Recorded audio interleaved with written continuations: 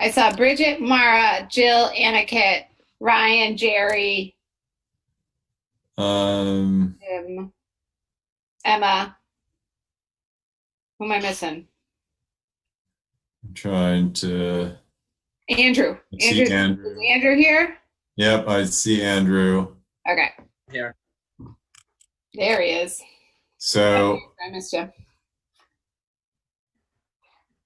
I'm gonna ask, but I'm guessing it's impossible. Is there any way we can arrange the gallery so the board members are together? If the board members speak, that brings their picture forward. So when you take attendance, I think it should bring their picture forward. Okay. It seems like the best we can do. Call to order of the Montpelier-Roxbury School Board of Directors meeting at 6:32 on September 16th. Since we are doing it virtually, we will have to do a roll, which should hopefully bring the board members to the front of the gallery. So let's start with Emma. Here. Didn't work, but that's okay. Anna-Kit? Here. Ryan? Here. Jill? Here. Bridget?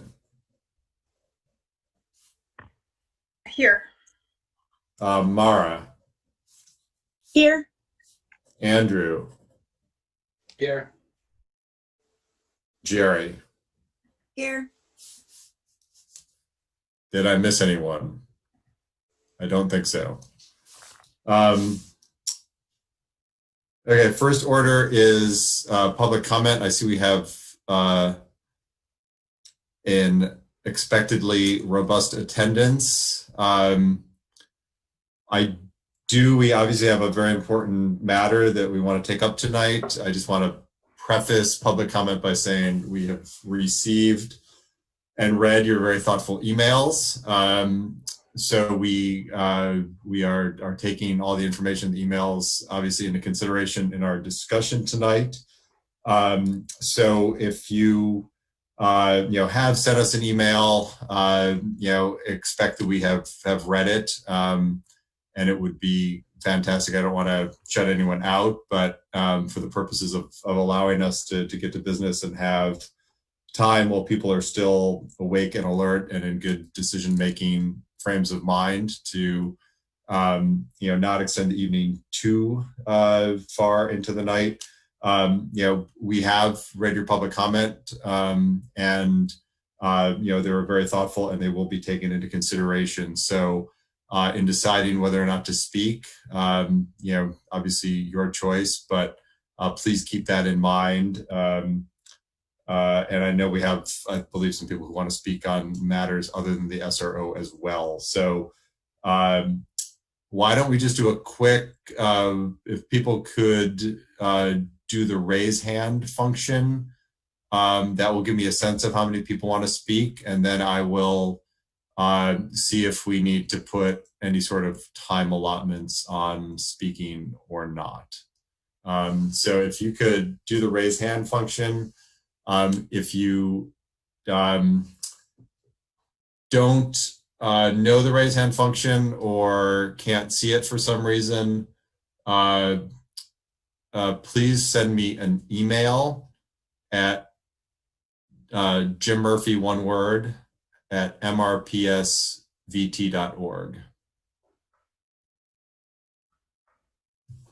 So I'm going to Jim, do you mind if I give instructions on how to raise hand?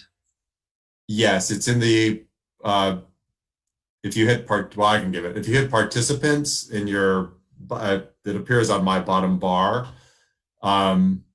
There is a little button, a little box appears with all the participants listed. At the bottom of that, there is a button that says raise hand. And if you press that, your hand will appear as raised in the screen. Yeah. I am going to give, so here's what I'm going to do to make sure this doesn't get unruly. I'm going to allow another 30 seconds, and anyone who wants to raise hand, please put it in the screen. And I'm only going to allow the people who raise hand to speak, because right now we have a manageable amount.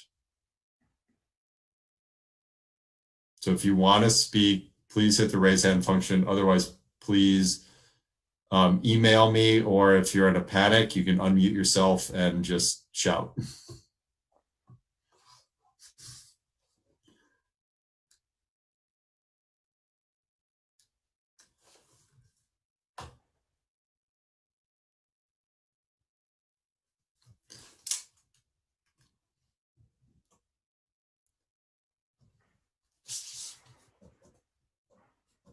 Okay. So to speak, I'm just going to read out the people who raise their hands. If I don't raise your name and you thought you hit the raise hand function, just unmute yourself and let me know. I have Hunter Dutton, and sorry if I mispronounced any of these. Abby German, Jacqueline Dennison, oops. My thing just scrolled way too fast. Jacqueline Dennison, Kaya Santana, Biba Khan, Noel Robbie Williams, Nate, and Peter Kelman, Just Schools.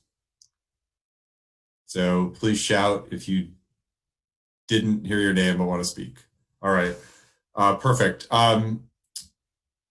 That's a fairly manageable amount. If folks could try to keep their statements to a minute or less, that would help move us along. But I'm not going to pull a cane and pull anyone off. So so why don't we start with Hunter, please, and just unmute yourself and start talking. Sorry, make sure, Hunter, that you state your name too before you start. Yeah, exactly. Please state your name as well, even though I will state it too. All right, hello. My name is Hunter Dutton. I'm here. I was part of the MHS graduating class of 2020. During that time at the high school, especially in my senior year, I was an active and very proud member of the Racial Justice Alliance. The community in Montpelier, as you all know, can be and very much usually is very accepting of people from all different walks of life. However, the recent increasing implementation of school resource officers has been very troubling for me to watch outside of the community now, and I can only imagine how troubling it is for those still living within the Montpelier district. As a white male in Vermont, there have not been many times where I have felt directly threatened on school property. However, I know that my privilege is the sole reason for this. I have known many multiple students of color within the Montpelier-Roxbury public school system who have felt uncomfortable by the very idea of armed police officers allowed to enter, let alone working for the school system that they are trying to build an education off of. When I see images of police officers walking the perimeter of an elementary school, the elementary school in my hometown, there's no justification in my mind for that response. Students, especially younger ones in that elementary school, are struggling with this pandemic even more than us as adults are. Kids of that age need social interaction, which even with the recent reopening of school districts, they are still not getting enough of day to day. Students of color obviously have these same struggles, but now when they have to look outside the window of their classrooms, they don't get to see their friends congregating for recess anymore. They see armed soldiers, police officers, people who they're taught to fear. The people who they see on the television killing citizens who look like them all over the nation. People who get acquitted of murder charges of men, women, children, disabled people, all with a slap on the wrist afterwards. I know we all want the best for the children in our system. I know the collaborative skills of the Montpelier community, from everyone on the school board to the students and everyone in between. I know what the people in our city can get done when we come together. In an age when our children are facing the most widespread and radical changes in society in recent years, where they're growing up in a world influenced solely by disease and death, where people of color are 2.6 times more likely to be hospitalized due to COVID-19 cases than white people, why would we further put our students of color, one of the most at-risk groups, in additional danger by employing and allowing armed officers on our campuses? Thank you very much. Great. Thank you, Hunter. Abby German, please. And again, please state your name for the camera, especially if I mispronounced it. Can you hear me? Yes. Amazing. My name is Abby German, and I was a graduate of the 2014 class of MHS. In 2018, when Montpelier High School raised the Black Lives Matter flag on their campus, Principal Mike McWraith said, and I quote, "We are committed to improvement and to work for equity and racial justice in our school system. We can and we must improve our educational system to be more culturally competent and ever more inclusive to the historically marginalized and oppressed." End quote. While these are lovely sentiments and words, they're empty promises without follow-through with policy change and action. According to the most recent data collected by the Civil Rights Office of the federal government in 2015, out of 12 out-of-school suspensions that happened in that year, 66%, or 8 of them, were for Black students. Additionally, while only 10.9% of students at Montpelier High School are disabled, 20 to 25% of disabled students received out-of-school suspensions. Our students of color and students with disabilities are being policed disproportionately at school, a place that should be safe and supportive for all students, regardless of race or disability. Vermont likes to think of itself as an outlier when it comes to racism and other forms of oppression. But Vermont is not immune to the movement towards criminalization, militarization, and incarceration. We need to follow through on our promise to improve our educational system to be more culturally competent and ever more inclusive to the historically marginalized and oppressed. This starts by removing armed police officers from our schools and reinvesting the savings into systems of transformative justice, mental health resources, and social services that create a nurturing and positive school climate for all students. Thank you. Thank you, Abby. Jacqueline Dennison, and again, please restate your name.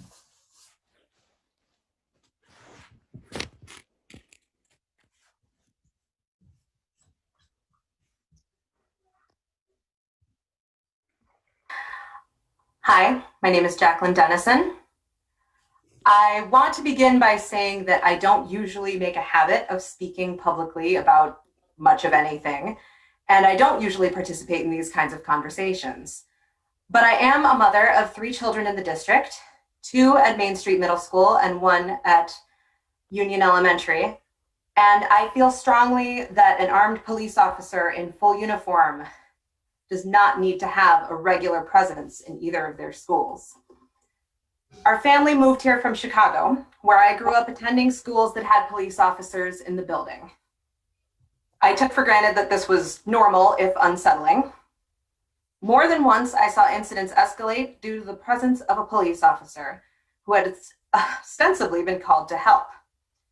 We moved from Chicago to Montpelier, in part because of the strong sense of community that Montpelier provides, and because we had heard excellent things about the schools, particularly in regards to their incorporation of restorative justice practices.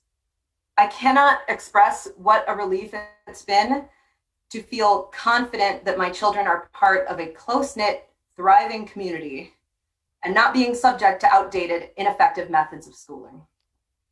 Which is why, when it was brought to my attention that there is currently still an SRO position in the district, I was surprised and disappointed.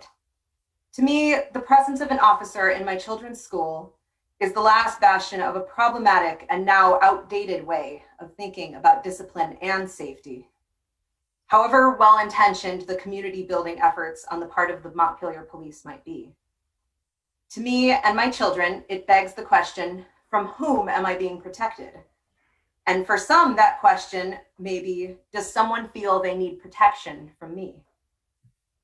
It does not build the feeling of safety, community, and growth that is so important to children in order to thrive in school. Montpelier is an exceptional community, and its schools are often on the vanguard of effective practices. It's one of the main reasons we've chosen to live here. Many school boards around the country have voted to remove their school resource officers, including my own alma mater, the largest high school in Chicago. Districts are choosing to replace this position with more investment in mental health care providers and social workers, methods that have been proven to be effective time and time again. I would ask this school board to consider following suit. In addition to sharing my own story, I am here representing the Just Schools Initiative, a collective of local residents who live in Montpelier-Roxbury School District and are committed to advancing justice, equity, and safety within our schools. Prior to the meeting, you received a petition with a signature numbering nearly 350, showing broad community support for a school board policy ending the school resource officer position within our district and reinvesting resources into mental health supports and a restorative model where policies, personnel, and disciplinary practices create a nurturing and positive school climate for students. To support you in this process, we have pulled together a targeted list of demands for how this policy should be implemented and what the transition should look like. You have received these via email as well, but they include a commitment to make a policy decision about policing in our schools by January 1st, 2021, a withdrawal of police presence for the 20 to 21 school year, a transparent process and collaborative relationship with the community that includes Just School Initiative members, and a reinvestment of school resources. Many of the community members who support this effort are on the call tonight. Based on our understanding that this is an initial discussion and the beginning of a more deliberative process that will allow multiple venues for public input, we will stop public comment, recognizing that only 15 minutes were scheduled for testimony. However, if the board is planning to make any decisions tonight, we ask that public comment period be extended so that everyone who wants to speak is allowed to. Thank you for your consideration. Thank you, Jacqueline. Kaya Santana, please. Again, please state your name.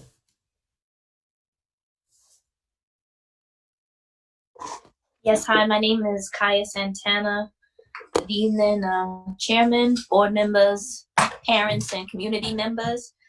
My position here tonight, like other parents, is about a position and not a person. I personally have not met or spoken to the current SRO, and those who share my position wish to dissolve the SRO position and have funds allocated to where it would be most beneficial for all of our children. We are all aware that our schools have students that at times require extra attention, and such situations call for compassion and an understanding of child development, not force and control. As a retired Air Force veteran, I understand training and the benefit of instincts as a result of said training. And for the past 4 years as a volunteer, site council, and parent group member, as well as a former employee and a parent to 3 children, I know nothing compares to the strength and wisdom of an educator to calm and de-escalate tense situations within the halls of these schools. Just today, a familiar situation of a child making a huge commotion, not wanting to go to school occurred. The child was screaming and running around in the streets as her dad tried to coax her for over 10 minutes. Finally, he gave up and led her kicking and screaming to the entryway, where an administrator quickly spoke to both he and the child to calm her. And within 2 minutes, by the time I made it to the corner of School Street and looked back, that child, thanks to the calm resolve of these educators, was calmly walking towards her class line, holding the hands of an administrator. I have seen Mr. Harity, teachers, aides, and aides respond to disruptive situations in a way that makes me very proud and comfortable to leave them in the care of my children in any situation. The skills of trauma-informed practices, connection, social emotional learning is why educators, not officers, should be the ones teaching, training, and caring for our kids. Social interactions with the police department can take place in appropriate situations, such as classroom and outdoor visits with officers and K-9 units, and field trips to the precincts. So it can be very clear to kids that school is a place for learning and police officers are who we go to stop criminals. I humbly ask the board to vote no to an SRO and yes to hiring more social workers, psychologists, therapists, and educators for our children. Thank you. Thank you, Kaya. Bibba Khan? Hi, my name is Bibba Khan. I am a parent of a second grader. I am a Main Street Middle School teacher, and I am the 2020 Vermont Teacher of the Year. I had some more things written out, but I think I'm going to condense it for time. Really, I think that this issue comes down to a concept that I learned as a faculty member here in Empire PS at one of the many equity trainings that we've attended. And that is the issue of intent versus impact. And I think that the SRO program, while it's intense, the intent of the program may be valid and lofty, that is clearly not the impact it's having on our community. And I think we need to act according to what that impact is, and prioritize mental health resources and social workers for our students. Thank you. Thanks, Bibba. Noel Robbie Williams. Again, please state your name.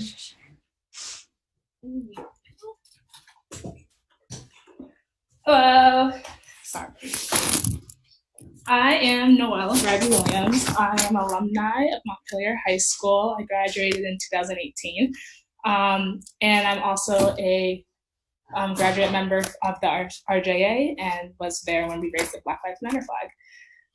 And so I think I piggyback off the rest of what everybody else has said about the SRO. My time there, I had my Matt Nisley, and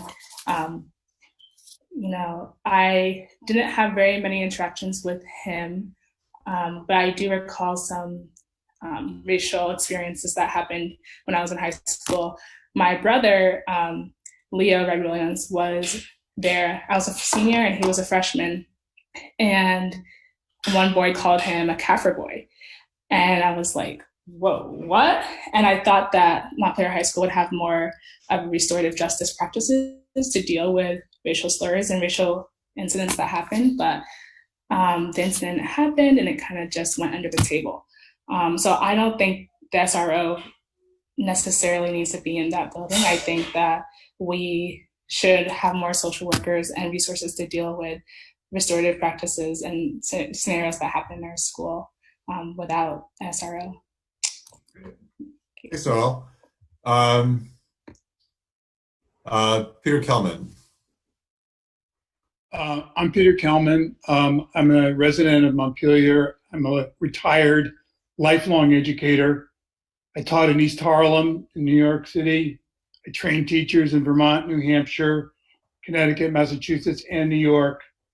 And in my 50 years of experience as an educator, I have never seen a police presence in a school be a positive factor.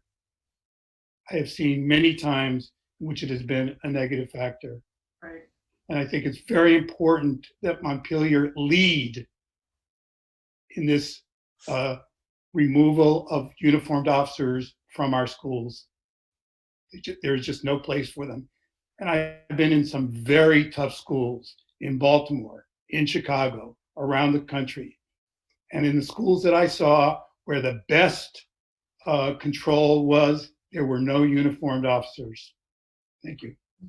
Okay. Thanks, Peter. And thanks for being brief as well. Mariah Boyd Baffa, you are last in queue. So again, please state your name and Hi. Unmute yourself. My name is Caitlin Brower Moore. I'm on Mariah's Zoom. That's why we asked you to state your name. So I will keep this brief. I just want to say, as my own personal experience, I witnessed the officer on the playground the other day, and it made me very uncomfortable to see someone armed on the playground. I think it's extremely unnecessary in our community. I'm not saying that we're not immune to bad things happening, but I do not think an armed guard serves a purpose on our campus in any way, shape, or form. I feel very strongly about that. I also have a kid who is biracial, so according to statistics, it makes me even more uneasy having someone armed on the campus. And I also just want to stand behind everything that everyone else has said. I really think that everyone has stated all the reasons why it's unsafe and unnecessary. So I just want to support everyone else's statements. Great. Thank you. That closes public comment. I want to thank everyone for. Wait, got one more hand, Jim. And there's one more. I accidentally put Nate's hand up, and I'm glad he put it back up. I thought he had already spoken. Oh, sorry. Sorry about that, Nate. That's my fault. Go ahead, Nate. Hello, I'm Nathan Donahue. I'm from East Roxbury, and this is my wife, Mandy, who's been in the screen a little bit. I'm not going to speak to probably anything that has the weight or the gravity that you just heard from all the other participants. And it's definitely not going to be as articulate as some of the former graduates. And I'm not really a participant of Zoom. So I'm really just simply looking for an equitable transportation situation. Last year, there was, depending on how you count it, 33 stops in the AM, 33 stops in the PM out in the Roxbury area. This year, there's around 10 in the AM and 10 in the PM, and that's for the village school and middle school. Basically, only after about 2 years into this merger, transportation's already an issue from Roxbury to Montpelier. It's like 25 miles from Roxbury to Montpelier. It's a fair distance to travel. And I would argue that there's a greater need in Roxbury than there is in Montpelier. There's lots of different options in Montpelier. And you're not going to walk to school from Roxbury. Ms. Khan actually said it fairly well. We're talking about something else, the intent versus the impact. I know the intent of maybe saving a few dollars or dealing with COVID protocols or whatever is there. But sometimes the impact you don't feel until later on. And that's pretty much it. Thank you. Great. Thanks, Nate. And sorry I missed you. Again, thanks to everyone for the very thoughtful input. It's very helpful. And I know that these are important matters, and I also know it takes time and some courage to speak and write on these things. So we appreciate all the feedback we've gotten, not just tonight, but over the last several weeks. I just want to make a comment about the agenda. I know most of the people here are for the SRO. We do have a few matters in front of the SRO especially because a couple of these involve some outside people who are going to speak briefly. I do not want to hold them around while we have the SRO conversation, which I think will be far lengthier than any of these. So we are going to try to move through the couple agenda items before the SRO quickly, so we can get to that discussion and let these people resume their evenings if they choose to do so. Jim, I have a question on the agenda. Yeah. With regard to the negotiations committees that we were going to talk about in tandem with a committee to address policing in schools, is now the appropriate time to add that to the agenda, or can that be added later? why do we add that to the agenda, just assignments on negotiation committee, because it may affect the result tonight. So okay. So I move that we add to the agenda, and this should be a 5-minute matter. I move that we add to the agenda a discussion about or appointing and finalizing the appointments of the negotiations committee members. I don't think we need to move it. I think we just can do it. Okay, let's do it. Right, Bridget? You got it, Jim. Okay. So we've added Perfect. that. We'll tack that on after the SRO conversation, and it will blend with that as well.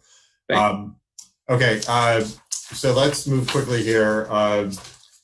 Consent agenda. Do I have a motion to approve the consent agenda?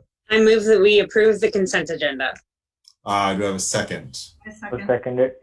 I second that with the additions of co-curriculars. You want to add the addition of co-curriculars? Right, and I think there was one new, or the warrants that came across today. Okay, with the additions of the co-curriculars and the warrants that came across. Why don't you make that motion, Ryan, so it's clear on the record that we added those? Sure, so I would make a motion that we approve the consent agenda with the additions of the warrants as well as the co-curricular appointments. Great. Do I have a second to that agenda? I'll second it. Was Aniket? Yes. Okay, great. Any discussion? No? Okay. Emma? Aye. Aniket? Aye. Jill? Aye. Mara? Aye. Ryan? Aye. Bridget? Aye. Andrew? Aye. Jerry? Aye. Great, consent agenda passes. So now on to Mike Berry and the virtual learning update. Mike and Libby. Yeah, so we just wanted to give the board a little update about what's happening with VTVLC. And I'll give the grand scheme overview, and then Mike can give any particulars and answer any questions. I am going to apologize that if you hear my dog howling in the background, she's going a little crazy right now. My family's trying to take care of her, but you never know. She might start trying to participate in the school board meeting. The VTVLC has been in business for the last 12 years, and we were encouraged to go through them with the state of Vermont, as were every district pretty much in the state, and most of us did. And as a result, they are pretty overwhelmed with the capacity that has been forced upon them. And so there's been, it has not been smooth, let's say, in terms of getting our students who are signed up for VTVLC in grades 7 through 12. Mike has been largely taking the load on with that and been doing a very good job of talking with parents individually to get their questions answered as best he can. However, he's not in charge of that program. He's just the liaison for MRPS to VTVLC. So we just wanted to give the board an update around that. Mike, you want to give just an overview of what's happening currently with VTVLC? Sure. So this past Monday, they rolled out their course content for grades 7 through 12. So people began to get their connections with teachers and schedules and all of those components. It came fast and furious. It was a lot of information to really take in. And so this week, Sue Monmany is also assisting with directing the program. So the two of us have been connecting with families and students individually to work through schedules, technology glitches, communication with VTVLC, things like that. But we're hopeful that after this week and next week, things will get established and a routine will be going for folks. We've had some positive feedback as well, that people really connected with their teachers and felt good about it. And once we kind of got through the initial confusion around enrollment and the technology systems that VTVLC uses and logins and things like that, people are starting to get settled down. So I'm hopeful that it will be good. The teachers, the parents, and the kids have been awesome. They've been very resilient and patient and supportive, so that's been great. And just a reminder, the board, just in case you're asked, the reason for going with VTVLC at 7 through 12 is for mainly because of licensure. because we can't put kids in for, like, just nobody can just teach science. A person who's licensed has to teach kids science. And so in order, because we're so small, in order to have that happen in a virtual capacity internally, we would have had to take multiple teachers out of the scenario for in-person instruction, and our numbers were not justifying that. So just so the board is really clear as to why we didn't do a homegrown 7 through 12, that's why we just couldn't do it with licensure and with the demand for in-person without hiring a considerable amount more, or attempting to hire a considerable amount more teachers. So I just want to make sure the board is clear on that. But I know Mike is more than happy, and I'm more than happy to answer any questions if you have any around that virtual learning. We just wanted to give you an update on that piece, because that seems to be the one piece that really isn't going smoothly in terms of school opening in regards to in-person versus virtual instruction. Great, thanks Mike and Libby. Any questions for Mike or Libby on virtual learning? Yeah, I have a question. Mike, I've heard that, and I think there was a VT Digger piece about this. I've heard that there are teacher shortages for VTVLC, which then means access to remote learning is limited. Are we experiencing that in our district? I know other districts are. Yeah, it's a great question. It's a debate between, is it a teacher shortage or a student slot shortage? So what they're doing right now is trying to either increase the amount of students that a particular teacher has, or hire additional staff in. Really, it was in very particular areas. So for example, in middle school, most districts weren't able to form a partnership with their local specials or electives. And so they were relying on VTVLC to provide electives. And now there's not enough elective slots for students in middle school. Luckily, you know, and you could see this in the blog if you go back early on, it was like, we're going to wait and see what we have for elective options. We're not sure.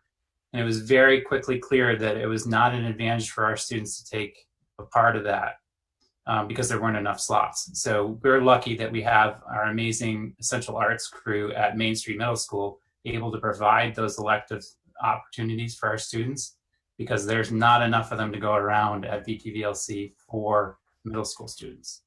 They had a few other spots, like I think middle school science, they had one section that was a little short. And then I think a few, maybe one or two at the high school level, but they weren't really impacting us in particular. We did have to go to other places for some advanced language courses, just simply because they weren't offered at VTVLC, but not because of any shortage.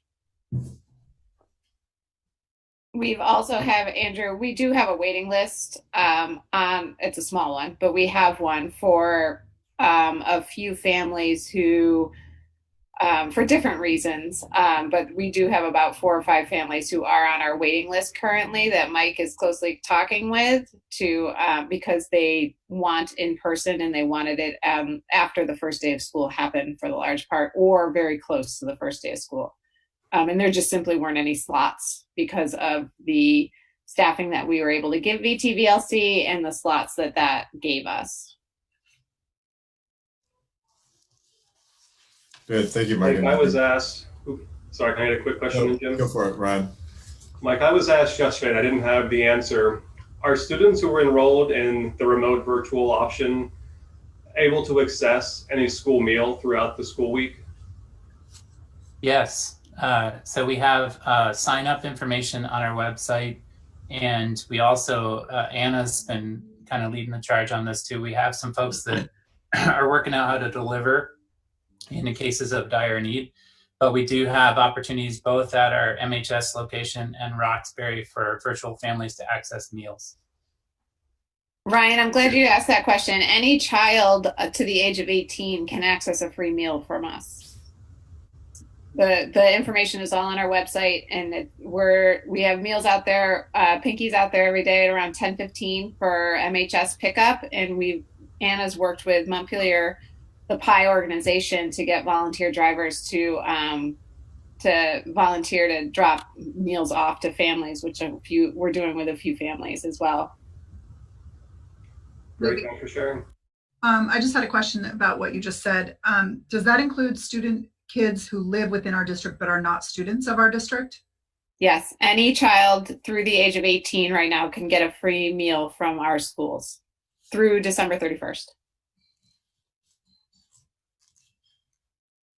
Great, thank you. Further questions for Mike or Libby?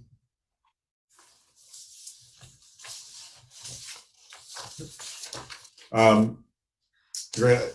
Next up is the busing challenges at RVS. Do we have Stacy Emerson with us? There are way too many squares for Stacy, you here?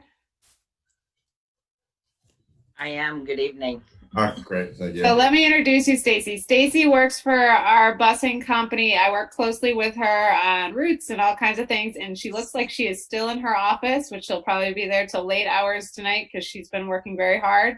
She wanted to give the board an update on what was happening in Roxbury and why things were happening. So take it away, Stacy.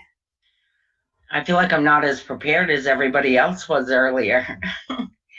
So good evening. I'd like to thank your communities for your continued support over the many years that we have provided transportation to the Montpelier-Roxbury public schools. Prior to the collaboration, we served each of you individually, and I have been the operations manager for your communities for the past 13 years. I actually am happy that I have not ever had to do this. So this is very unusual because we have not had any problems prior to this year. I will just speak openly and starting out by saying that COVID was not something that any of us could have predicted. It has greatly impacted your communities, our line of business, and our state in whole. What I will say is closing down in March was not expected for us or yourself. And, you know, the initial closure was for 2 weeks and then it continued on. And I would like to, you know, commend Libby because she reached out to us in June with the concerns of what August might bring. So with that being said, Libby and I met and had a conversation in regards to what next year, 2021, might look like. And during that conversation, it was explained that I did have concerns in regards to staffing, as I'm sure that your building did with staff and principals and so on and so forth. It added a little bit more of a detail for me because the state of Vermont Department of Motor Vehicles office was closed.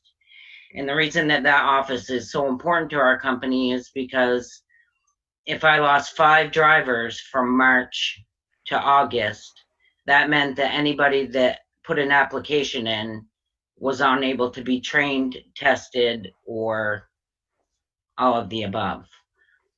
So that put our company in a difficult situation. And by saying that, Libby quickly started to do the bus surveys based on how we determined we would utilize your buses in your district where they were necessary.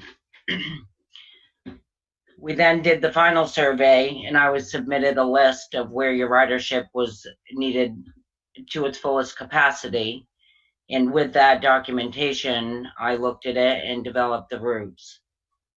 I can't give you exact numbers for every route, but what I can say is when you're managing a business and you have to provide service to communities, you look at who you serve as a whole and not individually.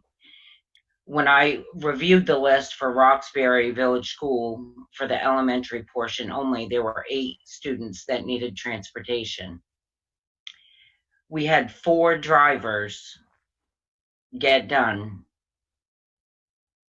from July 13th to August 26th. All drivers of the Montpelier-Roxbury Public Schools. So that's 4 out of 7 drivers that I did not predict. And so it took some quick managing skills and route developments and bringing out the other 46 routes that we currently serve and provide to other districts to say, how am I going to fix this for Montpelier and not start 4 drivers short? So I did quickly do what I needed to do and adjusted other drivers' schedules to compensate and provide service to all the districts that were necessary. And I covered the Roxbury Village School afternoon run without any problems, but I was struggling with the morning run with the 8 students. So I communicated my concerns with Libby, as I knew that it was a possibility that Roxbury was not going to utilize a bus. However, we were preparing a route just in case that did occur. But what I didn't predict was the driver shortage to its fullest capacity anyway. So I am aware that there is a concern, and we were able to start off the school year with 2 days serving the Roxbury Village School, and that was because you did not provide transportation to Union Elementary and Main Street on those first 2 days. But I did quickly respond to the community to let them know that we were struggling and that there would not be drivers on Thursday and Friday. Now, an update as far as the State of Vermont Department of Motor Vehicles is they opened 2 weeks ago. The closest appointment at this point is October 28th. We do have 2 applicants. We're doing our best to get our applicants trained and put into service, but we obviously can't rush that process if you have someone that's never driven a school bus, and we do pride ourselves in the safety that we provide for training. Your children are on that bus, and we feel that it's necessary and to not move it along. The other concern that we have is we do background checks on all of them, aside from the individual printing that is fingerprinting that is provided within your supervisory union. And it's about a 3-week process. The only saving grace was last Friday night. I received a call from a past employee that was already licensed. I immediately sent a text message to Libby saying, I think my prayers have been answered, basically, and that I have a licensed driver that's going to be good to go as soon as we can get everything done. It wasn't about a disservice to your company, your school district, excuse me. It was that we suffer from the ramifications of COVID. And I do apologize for that. And as I said, I've served your districts for 13 years, and I've never missed a school bus route. And I do take that quite personally. So we're doing our best. I am sorry. I will continue to serve your district the best I can during these times. And until then, we did provide an alternate form of transportation to Roxbury. And it doesn't necessarily meet, parent satisfaction. And I do wholeheartedly understand that.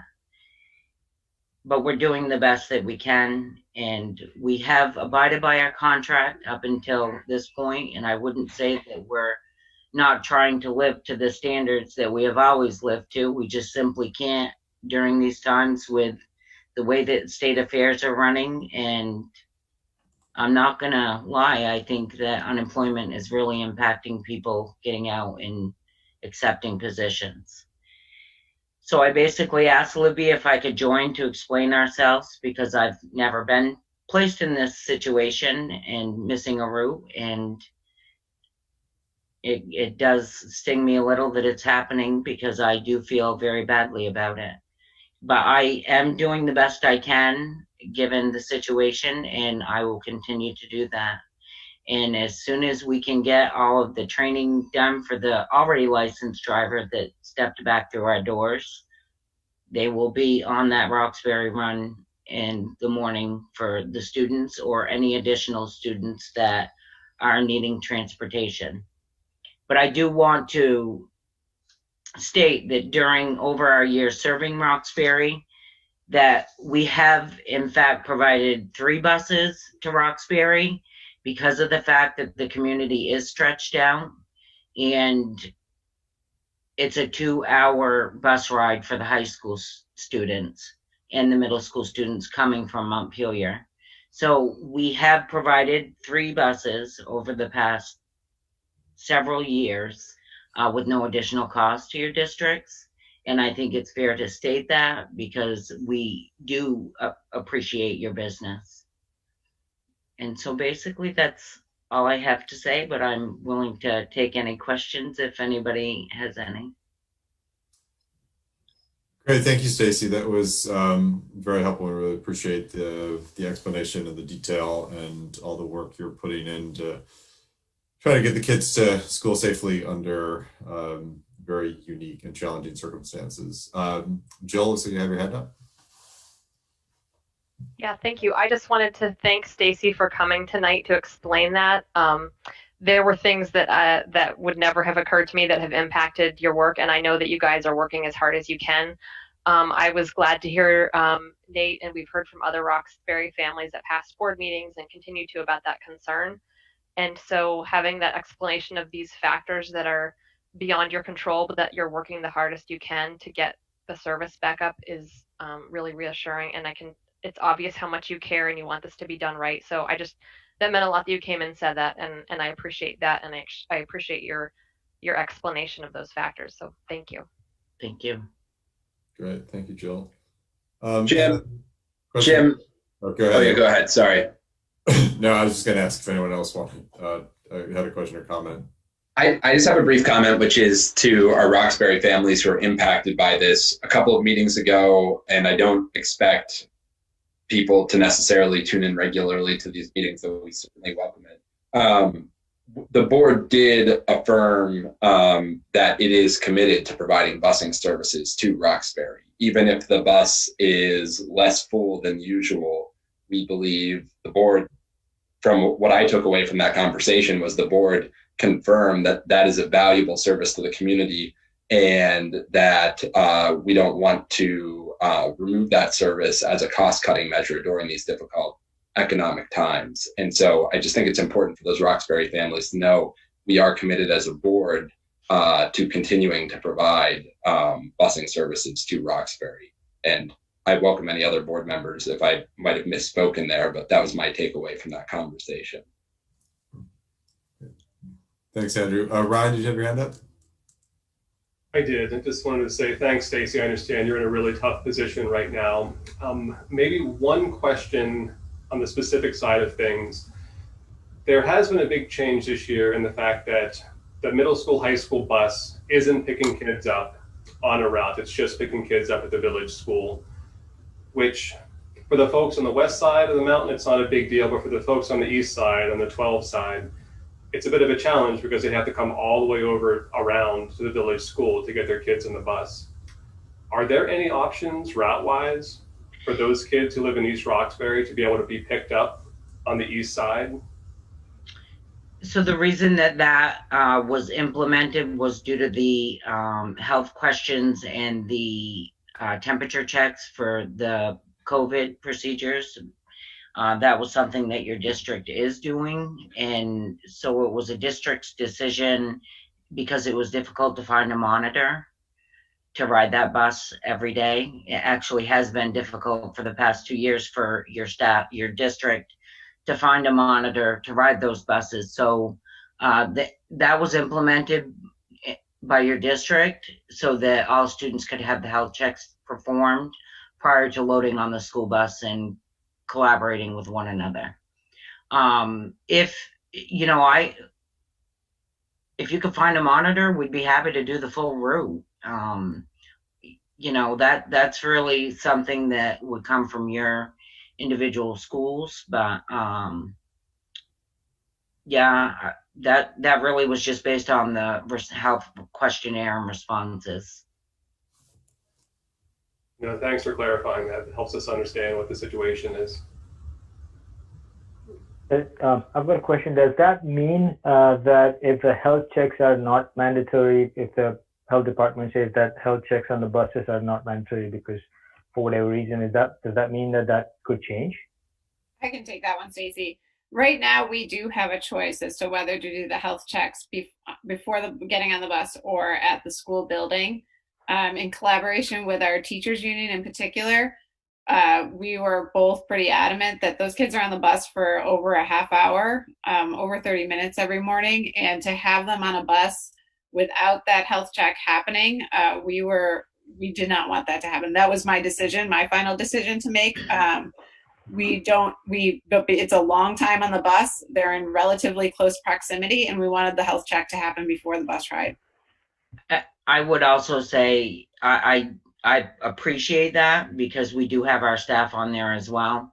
And with the driver shortage, if you had a student that entered that did have COVID that sat closely to the driver, that staff member would be out for the period necessary if there was a quarantine.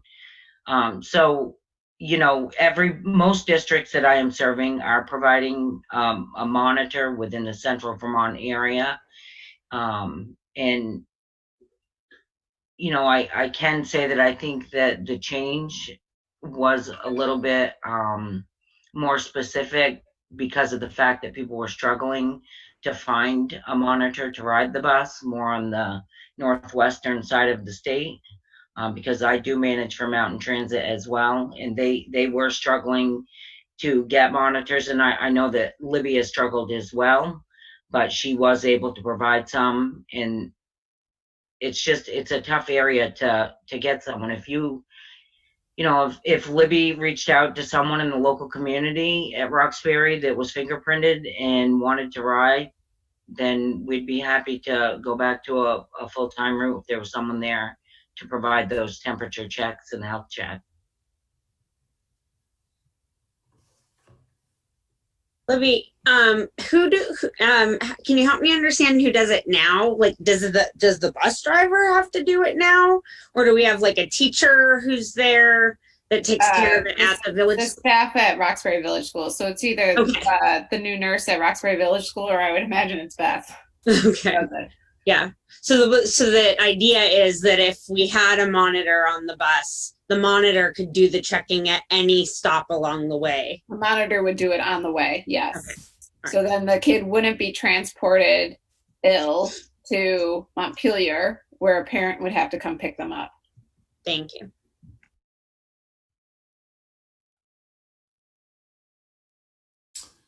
Any other questions or comments? One last question. Aside from fingerprinting and background check, are there any other qualifications that a person has to have in order to be a bus monitor?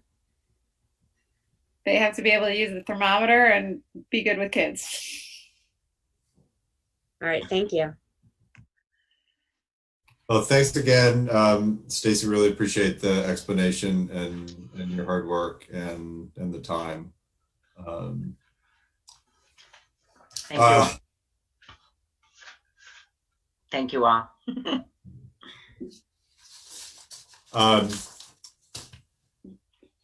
Next on the agenda is planning committee outreach for budget development. I'm tempted to kick it till October 2nd, unless others feel differently. I also understand, right now outreach is going to be a little more challenging given that meeting in person is difficult. Do we want to have this discussion? Do we want to table it for next time? I think if we start in earnest after the next meeting, we should be able to get input back by the middle of October, which I think will that still be timely, Libby? How about this? Yeah. I mean, I agree with tabling the overall discussion perhaps, but we have a lot of members of the public here. So this is an opportunity to explain what it is that we're trying to have outreach on to a large number of people interested in the district and what we're doing. So maybe we should talk about a little bit more what we're thinking about. Yeah, no, good point. Jim? So, yeah, Emma? Do you think we could just push that conversation, like is it too late to switch the agenda so that we discuss SRO first and then budget outreach second? I think we could. some of the benefit of having the public available is that they're here. Yeah. And I feel like they're less likely to be here after the SRO discussion. So if we were going to keep it brief, if we're taking up people's whole evenings, I don't know how long this conversation would take, but if it's just kind of a briefing to let people know what we're even outreaching about, that seems useful for doing first. I want to be respectful of people who showed up tonight solely to discuss SRO and have already waited a while to discuss that, and they're welcome to stay on. And now that they know how important that budget outreach discussion will be, maybe they'll stay. Hopefully they'll stay. But I feel bad about making assumptions about people's timeline tonight. Yeah, no, I kind of agree. I do agree with Bridget. I will just give an overview of kind of what it is. So basically what we try to do each year is we try to meet with as many community members as possible. Usually we don't have meetings in September with this number of public participants, which I think is both a product of what's on the agenda, but also Zoom.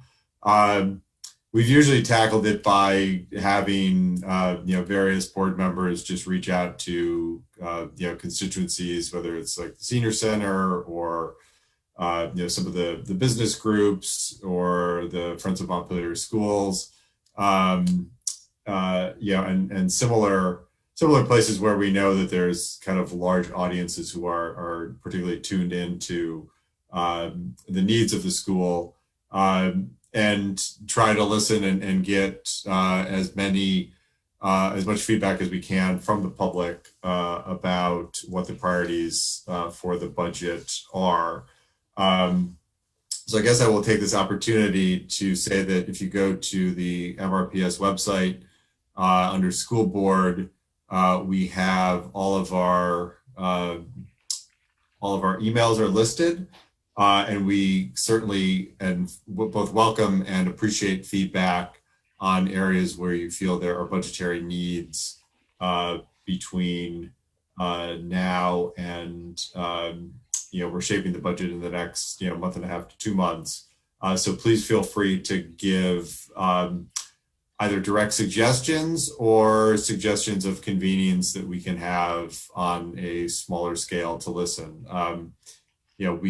We do have problems when too many board members meet outside of a formal meeting in terms of open meeting laws, but we can certainly meet.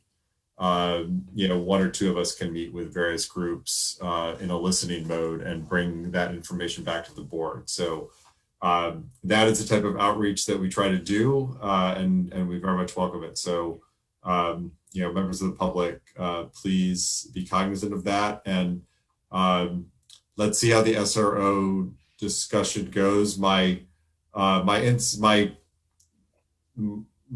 think my preference would be to hopefully get some feedback from folks over the next few weeks as a result of what I just said. Thank you, Bridget.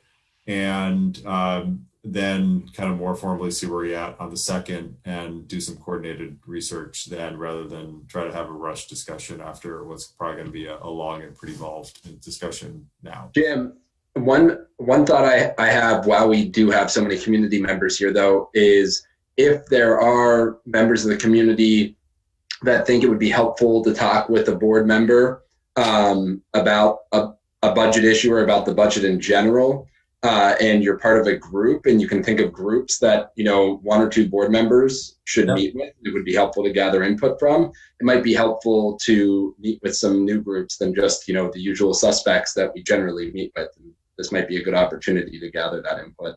So yeah, and we'd be very willing to do it on Zoom. I think in some ways, a Zoom call might, some of the things we've done in the past is organized, sessions or worked with community members and had people come to the library and meet, and in some way with Zoom and screen share, I think we could probably do a lot of that virtually, maybe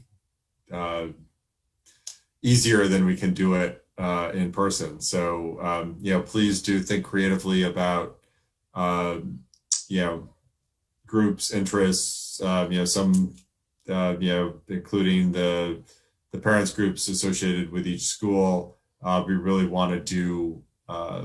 want to hear your thoughts and your priorities on budget, especially when we're going into a budgetary year that is going to be potentially unpredictable and difficult. So, so we appreciate that feedback and welcome it. With that, just send us emails. Yes, but with that, I do want to thank everyone for their patience and move into the SRO conversation, because I know that that is where most of you are, why most of you are here.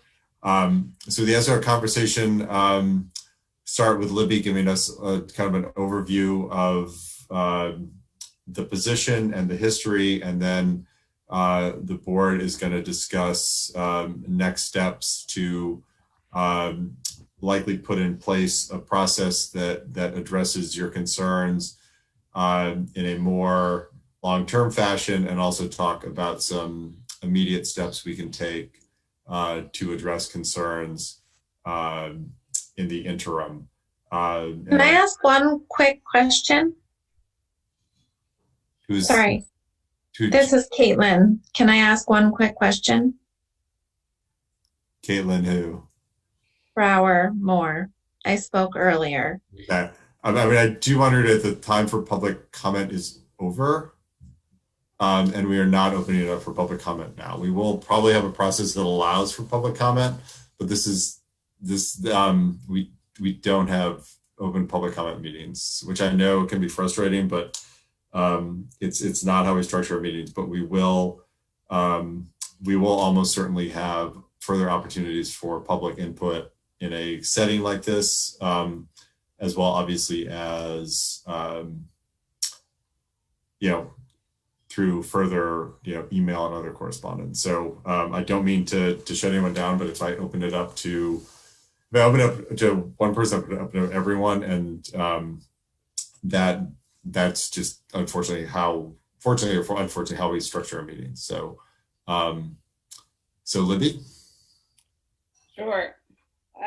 So we're going to start with just a brief overview of the history of the SRO, talk about the purpose, what the current work is, what we've heard so far from public comment and from other emails, some desired outcomes from multiple sources, and then my recommendation to the board of possible avenues to continue. So that's what I have prepped for the board tonight. Just to start with the history of the SRO, I did some digging on this. MRPS has had a school resource officer on duty for 12 years. It started as a partnership in the DARE program way back when in 1992 in regards to substance abuse.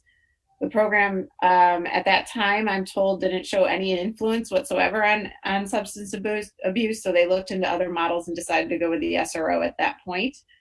According to old risk youth behavior survey data, because the newest data that kids took last year is still not available to us, although it was supposed to be available in April, still not available to us. Drug and alcohol use has shown a significant decline in the past 12 years, but this also mirrors national data for teens. So it's not just MRPS specific. Over those years, we've had 3 people who have held this position. The SRO is housed at MHS and has worked in all 3 of the Montpelier schools. It's a half-time duty police officer and half-time at our schools. The majority of their time has been spent at MHS with MSMS in a very close second to the time spent. However, there have been significant needs at UES on a case-by-case basis typically. This school year, because of COVID guidelines and all the restrictions we have and things we need, there simply isn't a space for the SRO, so the SRO is working completely out of the police department currently. Over 12 years, 2 students have been taken out of MHS in handcuffs. Both of those students went through the restorative justice practice. One ended up going through the courts, the other didn't. The MOU that was put in the board packet for the SRO position was written and signed several years ago, prior to anyone who is currently working for either organization, the Montpelier Police Department or Montpelier-Roxbury. It's not updated yearly, but it needs to be. And it's not a complete representative of what the current role is. I believe that was probably written when the SRO was instituted 12 years ago. The district budgeted and has committed to pay the Montpelier Police Department, which I'll call MPD at certain points, $45,490 this year for the SRO position for this fiscal year. This is the first time in the past 10 years that concerns regarding the SRO have come up. This is understandable given the national context that we find ourselves in. But I did check with my predecessor, and he had never heard any concerns about the SRO in his 7 years at MRPS. So the purpose of the SRO from my position is that the district and school administrators have a responsibility to keep all kids safe while they're in our care. We rely on the Montpelier Police Department to be the expert in school safety and lead us in a direction that best supports this responsibility. In addition, we rely on MPD to provide support to students, families, and staff as we collectively navigate potential significant safety threats. The SRO is the main point of contact between the district and the MPD, and that's been the model for this goal for the past 12 years. Having said that, that doesn't mean the model can't change or shouldn't change. It's just been the model for the past 12 years. The current work between MRPS and MPD in regards to the SRO, they do traffic control upon request for school entry and exit of students. People saw that at UES last week and see it at MSMS sometimes this week. Whenever there's a special event, they do safety for us. So good examples of that are the Black Lives Matter flag raising and student climate protests that happened last year. We have mandatory monthly safety team meetings at both the district level and the school level. The SRO is a member of that team in both areas. They are responsible for safety planning, active shooter drills, emergency evacuation, lockdown situations. All of these things are mandatory for the district for Vermont statute. They do a lot of the safety training for staff, or they provide expertise in that area. They're the liaison between the district and the police department. It's a point of communication when significant safety events are occurring in Montpelier, resulting in the lockdown of schools. A good example of that is when the bank robber was on campus. And just for the board's information, the SRO was actually the first person to respond and point that person away from the building. It's my understanding the person was moving towards the building armed. The SRO saw them, came out of the building, and pushed them towards the soccer field. Conducting threat assessments when a threat's made to a school building, staff member, or student. So examples are bomb threats, weapons threats, school shooting threat, etc. That in my tenure, the SRO has done, and so I'm in my third year. So that's approximately 10 to 15 threat assessments have been conducted by the SRO. Those are only the ones I'm made aware of. I'm not always made aware of them. I'm made aware of the more significant ones. But oftentimes that happens when I'm not aware of it. They're often the first point of contact for students in the See Something, Say Something campaign that's national regarding threats. They also monitor our social media accounts for threats made against the school students and staff, which has also happened a few times. They work with the school team, outside organizations, and families regarding extreme behaviors. Some examples in my tenure have been one student stalking another in an inappropriate way, sexual harassment or abuse, etc. They do residency checks for us. They do well person checks. They accompany the social workers and other school staff on home visits when necessary. They provide guidance and support in extreme safety situations. So for example, my first year, we had a significant child custody situation that we were worried about potential kidnapping.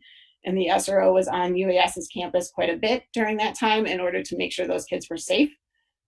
They participate when there's runaways from school or home, and that has happened a few times in my tenure as well.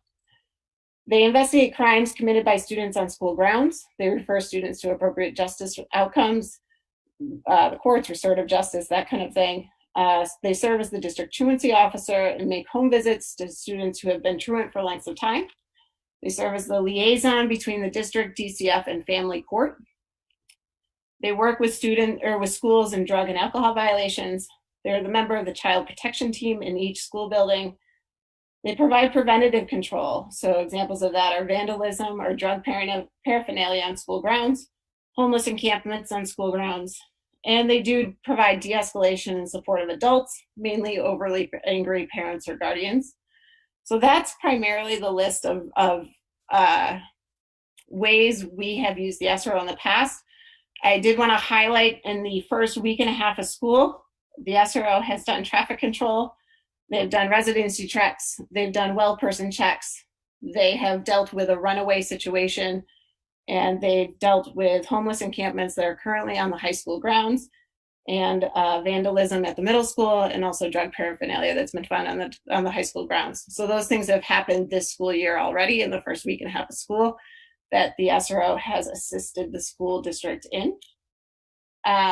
So far, we've heard a lot from the public, and I really appreciate, I think the Zoom meeting allows for easier public comment, which I appreciate. And in the public comments to the school board thus far, just as a recap, and I won't capture what was said tonight, police shootings of unarmed Black men nationwide have placed a significant lens on police behaviors, understandably so, and rightfully so. Armed police officers significantly impact young people of color in a negative way. Vermont data shows that police stop people of color more than white people. So for instance, traffic stops. It's also been commented on that there have been media reports across the nation regarding police in schools and classrooms interacting with students negatively. That was also brought up tonight. There's been mention of seeking opportunities for community engagement and needing to put more weight to community members of color's comments as compared to others. There's specific SROs in our schools have been stated in public comment that that shouldn't be considered. This is a larger issue than the people who have done the job at MRPS. Some people have commented that they would like the money budgeted for the SRO to be spent on more mental health experts. People do not see the need for a police officer to de-escalate students in classrooms. And just to be clear, that doesn't happen in classrooms. But that's some of the public comments that have happened so far in the public comment section of board meetings, and I'm sure I did not capture all of them, but those were the main themes that were standing out to me. Other comments that I've received, or the board has received, or we've noticed through social media, the community at large who have contributed to this conversation are mixed in their opinions of the SRO. We have heard quite a bit in public comment and some emails around a negative reaction to the SRO, and there have been other people who are in support of the SRO. There are people who have had very positive experiences individually with their children in the SRO. People in the Montpelier community largely support the Black Lives Matter movement, as well as people of color in our community. People in support of the SRO view it as a positive example of community policing and/or have had positive experiences with the program in Montpelier schools. Officials for the city of Montpelier view the school SRO as a positive aspect of the Montpelier community and would like to see it continued. And people are concerned with an armed officer on the school grounds. That's kind of just a summary of what has happened outside of board meetings, just so everybody's on the same page there. So as we were thinking about desired outcomes, I want to just stress to the board and the community that this is an incredibly complicated matter. It's not an either or, but an and issue. There's a continuum of support that needs to happen, and it's not get rid of it or not get rid of it. There is a role for Montpelier Police Department and the Montpelier-Roxbury public schools to work together collaboratively, be it as an SRO or not, but there is a need for that. This is very, very complicated and needs a lot of conversation around it so that we can get through all that complication together. The district needs a responsive, collaborative relationship with the Montpelier Police Department. The district relies on the SRO as an expert in school safety who knows our system, students, and many of the families who are quite honestly harder for school employees to build relationships with. The district can look at other ways to structure our relationship with the police department. However, it needs to be recognized that this relationship is imperative for overall student and staff safety and is something another school mental health supports personnel would not be able to handle. There are other responsibilities that we need that the police department fills. The city has stressed that it wants to prevent problems before they happen, support young people who are struggling to find a different path and play an active and positive role in the community. The city believes that when there is a healthy relationship between MPD and MRPS, then this relationship results in more of the types of corrective measures that we want to see than it would if we did not have that relationship. There are many community members who have expressed that they want no armed police officer to be on the school grounds. and are adamant about that. And there are many community members who have expressed that they want their children to learn that police are helpers and view police officers on school grounds as a way to do this. So I just represent all those opinions, not as my own, but just as that there are many truths to this story, and that as we work through the complicated issue, that everybody needs to be heard in those conversations. I also wanted to take a moment to outline what the district has done in the past couple of years. I can only speak for my tenure, but in the past 2 years in regards to mental health and SEL and the investments that have been made. In response to some of the comments around we just need more mental health people in order to, and then problems go away. So in the past 2 years, the school board has added a licensed social worker to be a district-wide SEL coach in fiscal year 19. And with that social emotional learning coach, significant work has been done in clarifying district-wide SEL goals. Work is currently underway on developing capacity and working with students with social emotional learning with all staff. We've added a behaviorist at the teacher level for MSMS in fiscal year 20. We have had that position at UES for quite a while. We've hired a BCBA in fiscal year 20 that's more qualified than the teacher she replaced. So a BCBA is a board certified behavior analyst. We're currently negotiating to rework the instructional assistant contract to purposely build internal capacity regarding social emotional learning. We've done significant professional development with Joelle Van Lent, who's a doctor of psychology, and Dave Melnick, who's a licensed independent clinical social worker, regarding building resiliency in school for kids who have experienced trauma across K-12. And we're developing an understanding of how to use restorative practices in the school building at MSMS and MHS. Admittedly, we have a lot longer to go there. But we have put, and we have put significant resources into social emotional learning and mental health across the district, and the board should be commended for that. The district currently employs 4 licensed social workers, 4.5 FTE and guidance counselors, 2 behavior specialists under the teacher contract, 1 behavior coach, and 1 BCBA. That's a significant amount of support for mental health services internally for such a small district. Our internal mental health and SEL supports are significant, and we have plans to continue to build our capacity. In each budget so far that I have brought to the board with my team, we have increased our SEL capacity and our mental health supports for students. We are continuing to strategically build our internal mental health capacity out of necessity, as Washington County Mental Health does not have a business model or the capacity to support our district. And there are roles that the SRO or the police department play that our mental health staffing do not play and will not play in the future. So as the board thinks about potential pathways forward for us, I can think of a few. One, the board tells me, the superintendent, they will not support a budget that includes expenses for an SRO, and the administration will problem solve on alternative ways forward. Another way we could go is board directs the superintendent to revise the outdated SRO MOU, which needs to happen anyway, with the city of Montpelier to reflect current practice and potential limitations for this particular school year. Another way we could go is the board appoints a board committee of board members, the superintendent, faculty, city, and community members, with the goal of defining a pathway forward in regards to the police department's role with Montpelier-Roxbury Public Schools. Or for the board could go with policy you could create a policy that details the guidelines for the district's relationship with the Montpelier Police Department. Or you could do a combination of those kind of things or something other than that, but those would be the forward areas that I would recommend the board to choose. So I'm happy to take any questions. I have my administrators here who have been working very hard, and if anybody has any questions for them as well. I know we do. Thank you, Libby. That was, I think, an excellent overview.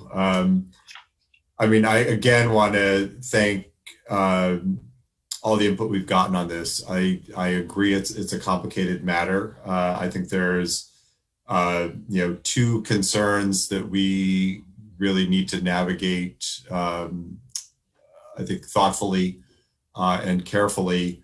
One, obviously, is our commitment to diversity, equity, inclusion, and ensuring that that our students from groups that have been disproportionately impacted by police feel safe in our schools and have a welcoming environment.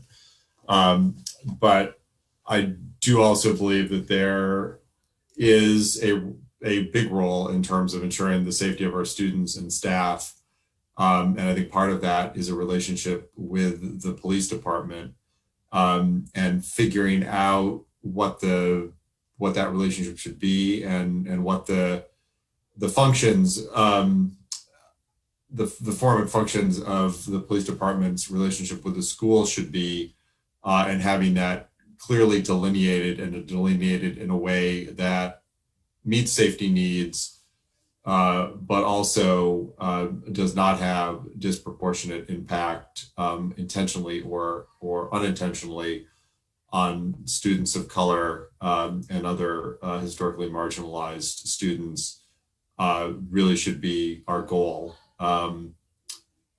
So I'm just gonna say that I think a combination of Libby's 3 and 4, which is a committee to look at this, and look at it through, I think, both a budget and a policy lens. It may be a new policy, it may be just deciding what sort of relationship is consistent with our current policy, and asking for procedures to be structured around that. And I also think in the interim, there needs to be, some sort of measures put in place, and I think instruction from the board on how to deal with the current position, in a way that provides some immediate attention to the concerns that have been raised about the presence of particularly armed officers on campus. So those are kind of my high-level thoughts, and I obviously want to hear from all the other board members, because I know you all have lots of things, and then we will decide which course is best and take action. Emma. So I tend to like to organize my thoughts in writing. So I wrote something that I'll just read, so it may not sound off the cuff, because it's not. I want to thank our many, many community members who have reached out over the past few months to share their thoughts on having a police presence in our schools. The overwhelming majority of the emails, letters, and personal communications that I have received have been calling for the removal of the school resource officer position. We also received a petition today that was signed by almost 350 community members, including teachers, students, caregivers, and alums of our schools. As a board, we need to listen to these concerns and take them seriously. Our constituents are raising valid and very alarming points on the negative impact that the presence of armed police officers has on our schools and the community. Some of our families of color have shared their important perspective on how the presence of police officers impact their children and their families. It's critical that the voices of people from marginalized groups are amplified, and that we do not dismiss these experiences. In addition to our own constituents, Vermont Legal Aid, Vermont Racial Justice Alliance, the Vermont Human Rights Commission, the American Civil Liberties Union, the NAACP, the Advancement Project, and other organizations are calling for the removal of law enforcement in our schools and a shift of resources to establish restorative justice practices and provide mental health and support services. These organizations have been consolidating and presenting very compelling data that shows that school resource officers have not been as effective as we would hope in making schools more safe, and that their work disproportionately impacts our students of color, students with disabilities, and LGBTQ+ students. One compelling data point is that Black students comprise 15% of the nationwide K-12 student population, but represent 31% of referrals to law enforcement, school referrals to law enforcement, and 36% of school-based arrests. As a board, we need to take a hard look at the research behind the calls that these organizations are making to remove SROs and shift funding. I want to point out that the majority of our neighboring school districts do not employ a school resource officer. This includes U32, Harwood, Northfield, Williamstown, and Stowe high schools. It is clear to me, based on testimony from our community, national data on efficacy of SROs, and statewide data around disciplinary actions in schools, that the regular presence of armed police officers in our schools is in violation of our own district's F22 diversity, equity, and inclusion policy. In that policy, we take a firm stand on equity and inclusion, which I hope that the board will consider as we make decisions tonight. In accordance with that policy, I think that it's the right thing to do to temporarily suspend our contract with the Montpelier Police Department until we have the time to thoroughly consider whether having an armed, uniformed police officer in our schools is in line with the values of our community. So I do have ideas for motions, but I want to allow other people to speak. Yep. No, thanks, Emma. That was very well said. Others? Jill? Thanks. I'll try to be quick. I don't want to be redundant. I have come a long way on responding to this cry from our community over the last few months. Obviously, as you can tell from some of the other topics the board has talked about tonight, we're dealing with educating children in a global pandemic, which brings with it incredibly real and challenging obstacles that I've been really blown away by how we've actually been able to get our kids in education, however it looks. And the joy that my daughter feels every day when she comes home, because she actually gets to go to school, is because of the work of folks like Libby and Stacy and all the principals and teachers and the custodial staff and everyone who's worked so hard to make that happen. So I was hesitant to tackle or participate, but I do feel like it has been made very clear to me that this is not a moment that can wait any longer. I also want to respect the opinion of some of the folks who have rightly said that simply removing the school resource officer from the school will not solve the problems that we need to address. This would be a first step in a very long road of hard work, but it is a strong first signal to do that.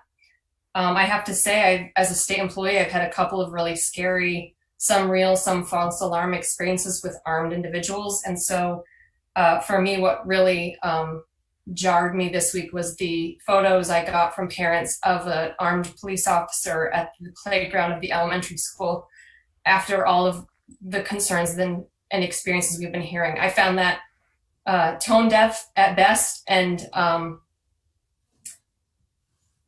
pretty deliberately sending a signal at worst. I sure hope it was just tone deaf. They were not in the street directing traffic. They were on the playground at Union, which we've all worked so hard to get that playground put up. And I very clearly, my eye went right to the handgun on her hip and had a very, I felt that was a really big slap in the face to the folks who have been talking to us about this for months. I just want to add that this does not in any way undo the incredibly good intentions of the school resources officers in Montpelier, the experience that families have had, the experiences we've been told about from families of some of the positive influences. This does not undo the work that they've done, and it does not undo those positive experiences. We need to involve our community in not just a conversation or a committee or a study or a policy. We need to have the really hard conversations and maybe drag some folks to the table who aren't here tonight, who may feel differently about this than the majority of folks on the call, to make sure that we're really representing Montpelier. But I think if any place can do it, Montpelier can. I also just wanted to add, from a very pragmatic perspective, as someone who's a bit of an education policy wonk, that as we are also tackling the very real challenges of our school budget, and we're talking about very real, in-our-face, black and white challenges about getting food to children and getting children on school buses to come to school, that I have no interest in spending our very limited resources going forward on a paid school resource officer position. I love Biba's articulation of intent versus impact. That's become very clear. I think the goals are admirable, but the reality is something we cannot ignore and we need to do something about. And then just, I'm sorry I'm talking so long, I'll try to be quick, and I should have done what Emma did and write it out. Libby listed a lot of things that the police officer does that are very real challenges. It's not all rosy in Montpelier. We do need an experienced law enforcement or some sort of community support. I sure hope if we needed help from the Montpelier Police Department for traffic, for a major event, for a protest, for wellness checks, for runaway students, for crimes on campus, for DCF issues, or guardianship or custody scares, knowing how close they are, I sure hope they'd still show up, even if we didn't have a school resource officer. I'll close with, I was looking back at my notes from some of the other parents we've heard from. The school resource officer seems to be there for the adults and not the children. So I've come a long way on this thought, and I support Emma's sentiment that we need to take action immediately, but then also obviously come up with doing the hard work of moving forward. Thank you. Thanks, Jill. Others? Bridget? I would like to weigh in, but Emma and Jill have been so eloquent, and I really don't have much to add except to say that I agree that we need to do something now. That the overwhelming response from the community has been really extraordinary. This is a tense night, I think, probably for most of us. It always is when we've heard a lot from the public and we've gotten, and I try to reframe that in my mind as this is our community showing that they care. It's our community showing up, and that's extraordinary to see. And particularly in times like this, it's really wonderful to see that we can show up for each other, show up for other people in our community by organizing around the issue. And I do think that we should take some action to limit the presence of the SRO in our buildings going forward. But also, I do not want to lose sight that there are very practical and real concerns where the district and the police department need to have a good, solid, cooperative working relationship to maintain safety for our students and achieve some of what Libby was describing. And so I would also very much support some kind of a study, a committee, a task force that includes many community members to try to understand how we can have a liaison or some other kind of relationship that's a little bit more, where we have some good understanding around some of these topics with the MPD, but without this particular role. That's all I have to say. Thank you, Bridget. I want to second what has pretty much been said here, and I'll try not to be redundant. But one thing that I do feel strongly about is that we live in an empowering community, and community action is the only way that real reforms of this nature can take effect. And clearly, our schools need to begin taking greater action on some of these issues.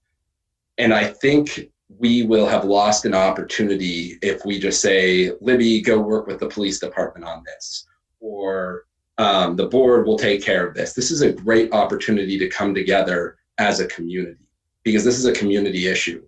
And so I think we need a process in place where Caitlin can voice her concerns and make her comments, not just in this public comment box at the beginning of the meeting. I think we need a space, and I think the school board can create a great platform and a great space to have this conversation, not just about the SRO, but the role of police in and around Montpelier schools and how they conduct themselves in those settings. If that police officer was on the playground, was not armed, and was maybe interacting differently with the public, it might have been a different situation. I'm not certain.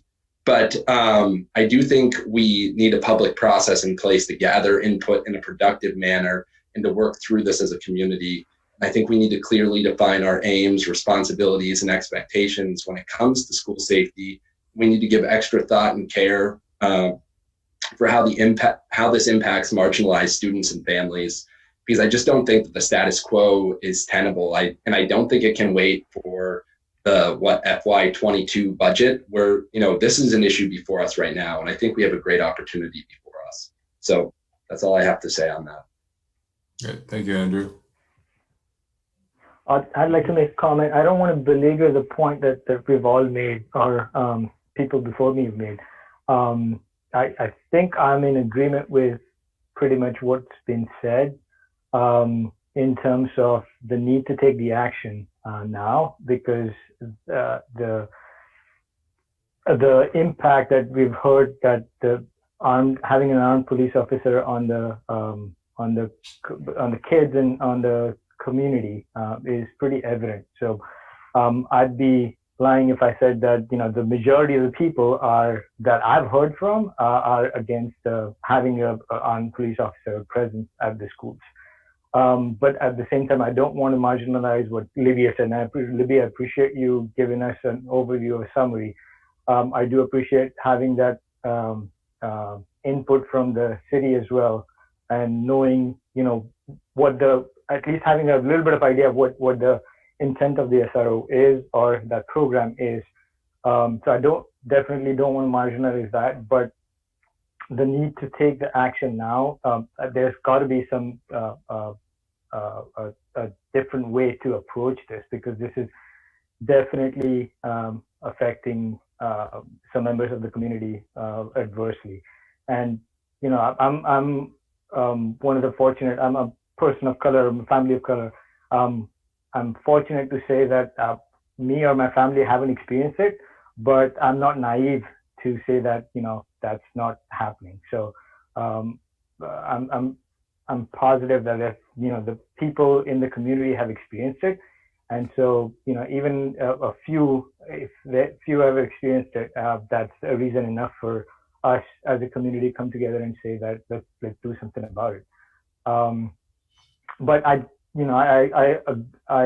leaning towards obviously not taking a knee-jerk reaction and say let's stop everything and do that. So I want to be sensible. So that's why I agree that we need to have a informed discussion where not just a 10-minute public open session where people are expressing their thoughts, but having a committee of some sort formed where there is a real conversation, there is a real input from all sides that we take into account and make an informed decision.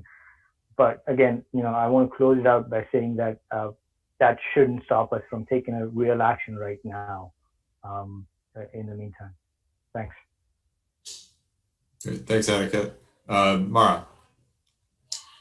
I just want to raise that lots of folks have also mentioned very specifically exclusionary disciplinary actions like suspensions and expulsions. And they're relevant to the discussion of restorative justice, of how we are together in community, how we help people who are struggling or help people who have, made a mistake to come back into community and to be back in relationship. And so I just want to point out that the SRO discussion is part of a larger constellation of discussions, community engagements. When we talk about the disproportionate impacts on marginalized communities, we're talking about everything, right? I mean, we're talking about disproportionate COVID in the same way that we're also talking about disproportionate ways that socioeconomic circumstances land. So it's, I think, important for the board and for the district to continue to make a commitment that the diversity, equity, and inclusion statement gets applied to every single solitary question, issue, program, policy, procedure that we ever consider. And the SRO discussion, I absolutely agree, needs to be a process and a community engagement topic. But I don't want us to forget that there are lots of things that are related to equity, community agreements, being in covenant together that are not the SRO. And we can't solve them all with one discussion. So I just want to remind people that we aren't going to solve all of the inequity issues by just, saying, well, let's just, I don't know, get rid of the SRO because things seem hard right now, and that would be an action to take. That wouldn't be responsible, and it wouldn't be responsive. So just clarifying that. And Mara, just because you started with the expulsion and suspension, I know you went to a different place, but I just want to be clear, the SRO has no role in expulsions or sort of the suspensions. Yeah, I said a lot of words, and that's actually what I meant. I just want to be clear with that, and we haven't in my tenure, we haven't had any expulsions, and the board would actually be, the veteran members of the board would actually be a better person for people to talk to that data, because expulsions have to come to the board in order to happen. So I don't there's know. never been an expulsion since I've been on the board, which is almost 6 years, I think. So that's been brought up also in public comment in regards to the SRO, and those two things should not be connected. Libby, I just want to point out that one of the reasons why it might be connected in people's minds is because of that outdated memorandum of understanding that you spoke about earlier. To me, it looked pretty clear in that memorandum that the SRO would partake in regular school discipline stuff.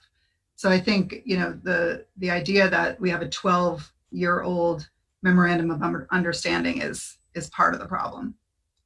Yeah. And I want to, oh, sorry. I mean, I want to emphasize that yes, I think it's very true that the SRO does not have a role in, you know, suspensions or expulsions, and in some of the, I think some of the other things that maybe have been attributed to the SRO. But I do think it's true that we have a system of quote unquote justice that disproportionately impacts people of color in ways that clearly it does not impact our white students and white families of color.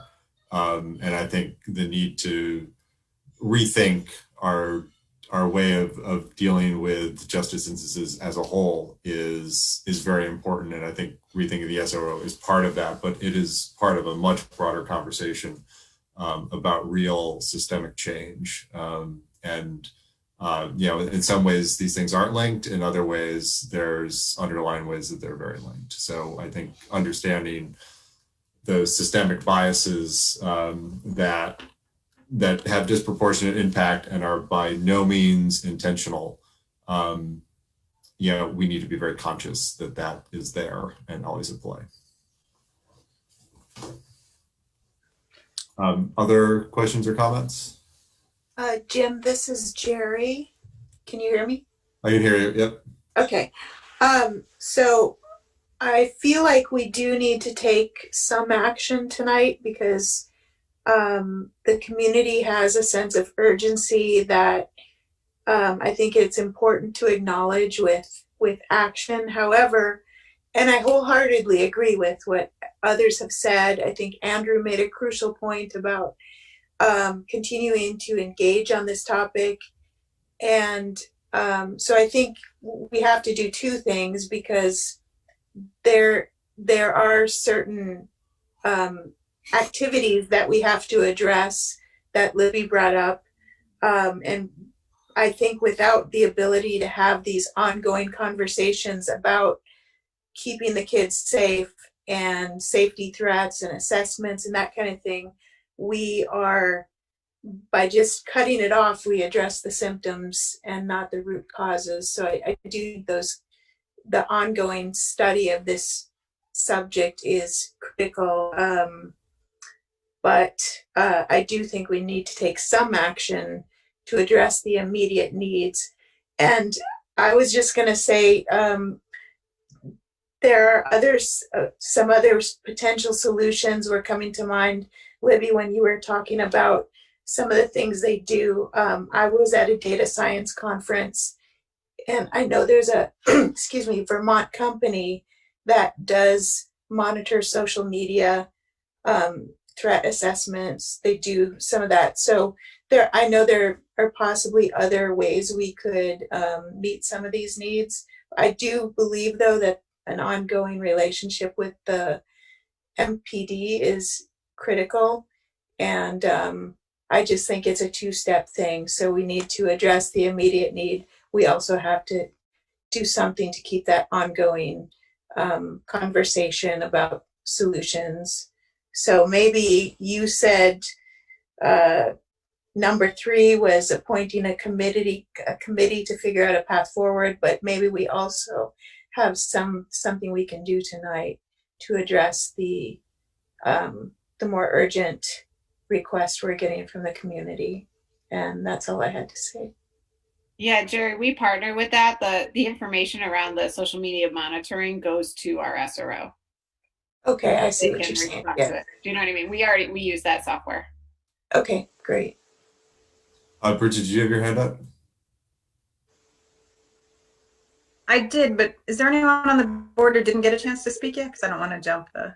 I think we've heard from everyone, but perhaps Ryan, and I don't want to put Ryan on the spot if he doesn't want to be on the spot. But no, you're fine. I can jump in here at the tail end of the roster.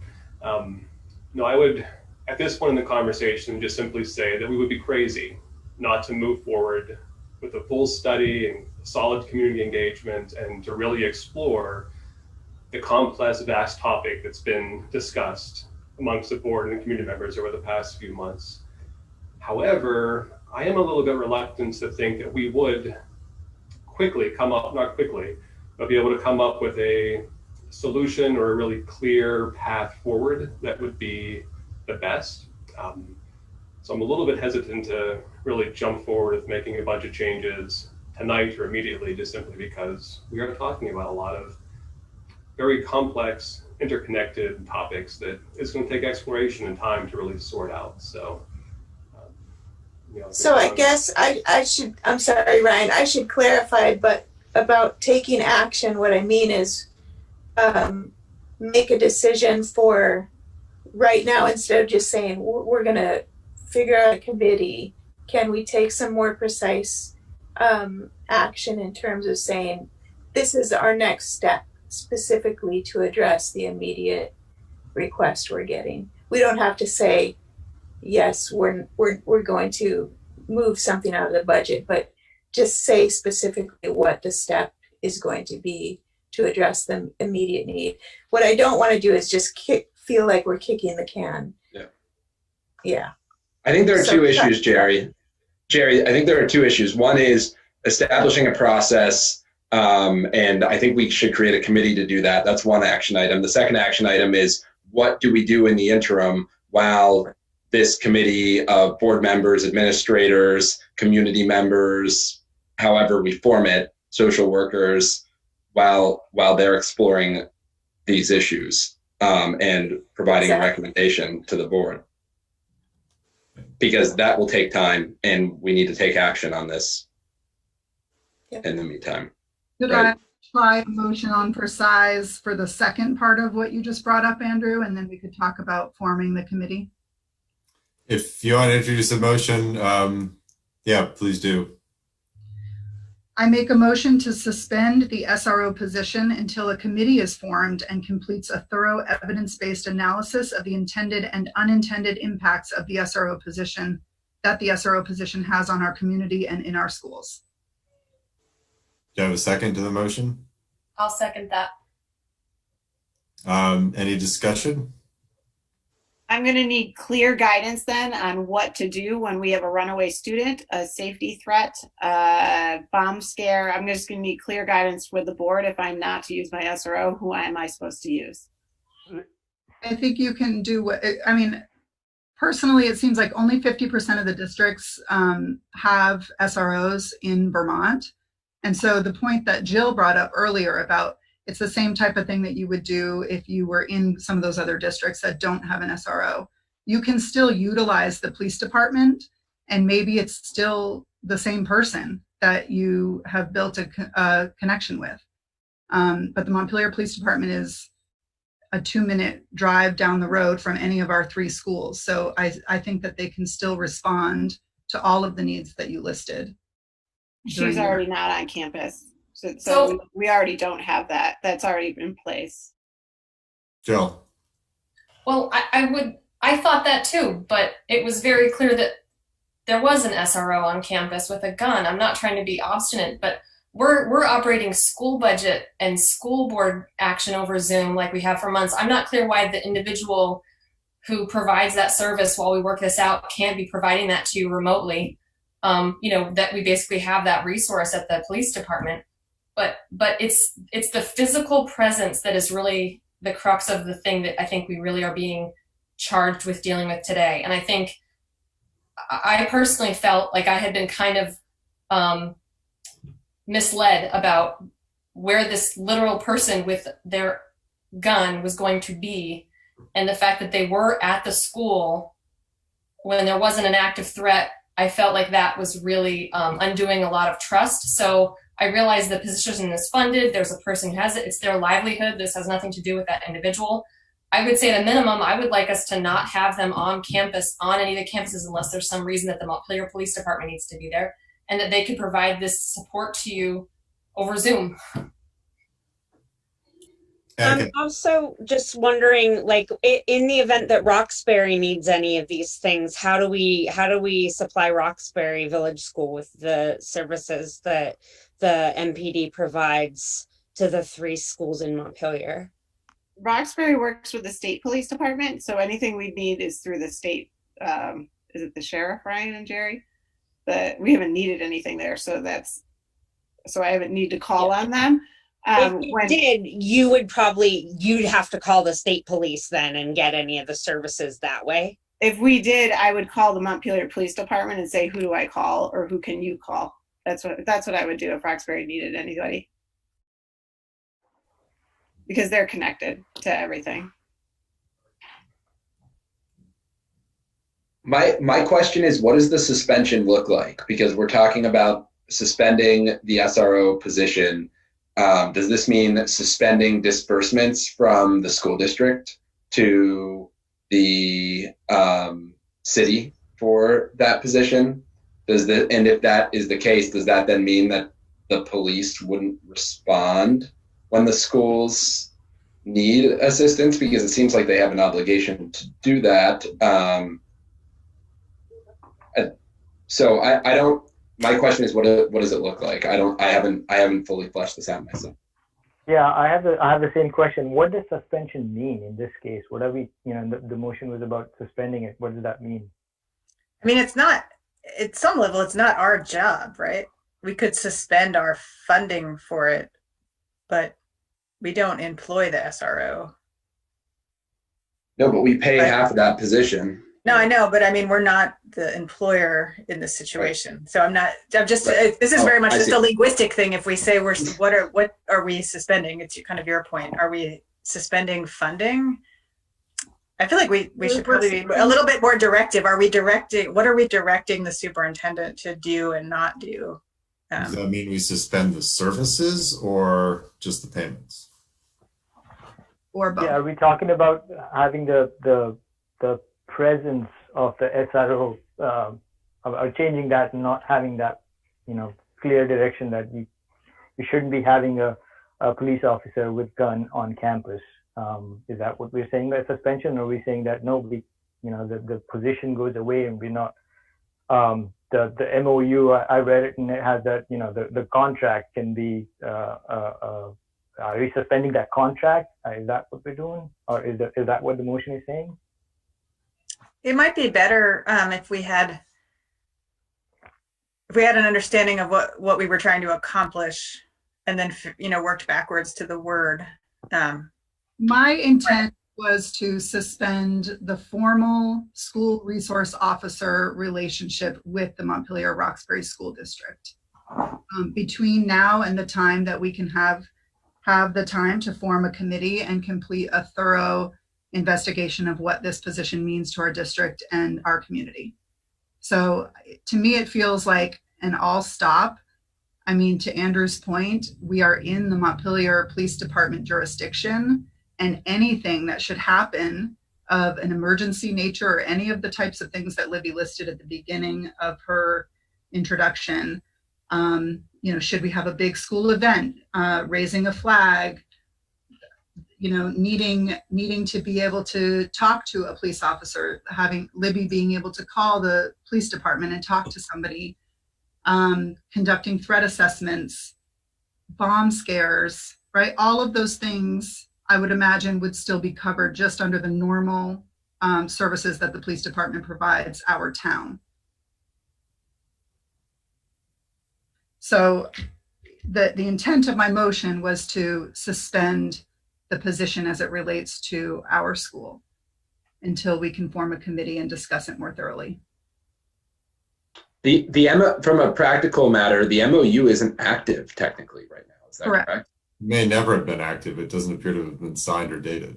So there's no contractual issue there that we're aware of.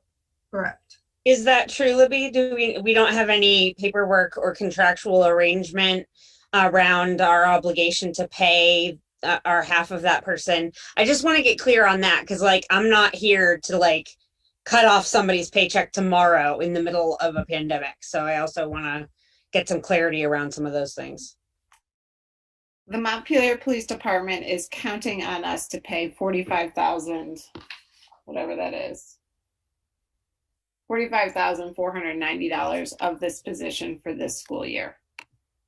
So if the board decides to suspend that payment and break that commitment, no, we do not have a signed contract. However, we have a commitment with them that has been going on for years. And I would imagine any lawyer would say that we are responsible for paying that. We would be in breach of contract because it's their precedent set. But I could be wrong on that. There are other lawyers on the board who may have a different opinion on that. But that is half a person's paycheck. The city is relying on that and had no reason up until tonight to think they weren't getting that money. And I ultimately think that because now we can have a discussion about the SRO, Emma, and Jill, based on this motion. I think we should have that. With regard to the money piece of this, though, the community ultimately voted for, the city council has expanded the police department since I've been here. I've written to them numerous times about this because not that I don't appreciate our police, but I felt like that money could go to more to other productive ends. And the community has time and again voted for those budgets with those police department expansions.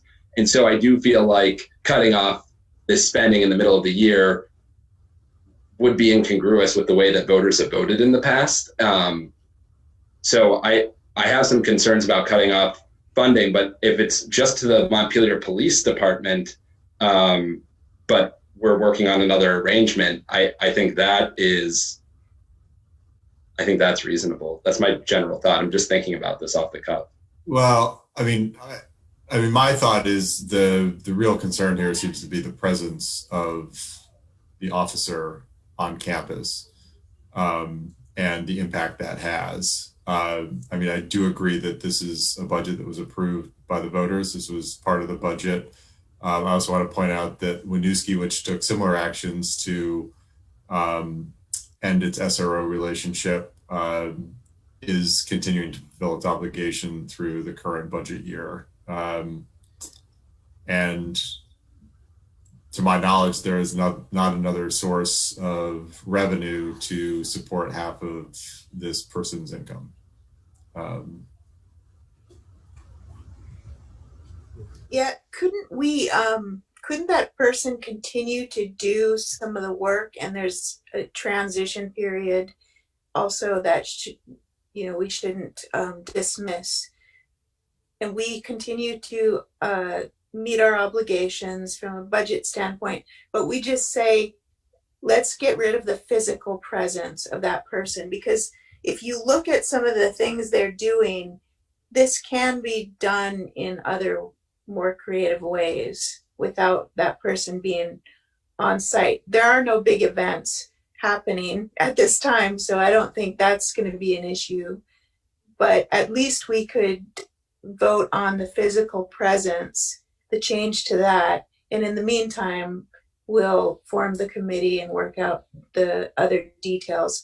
I don't think we can make a budget decision based on what we know right now. I think we have to kind of cross the T's and dot the I's and have further conversations about how we do that transition. But I think we could vote on the physical presence.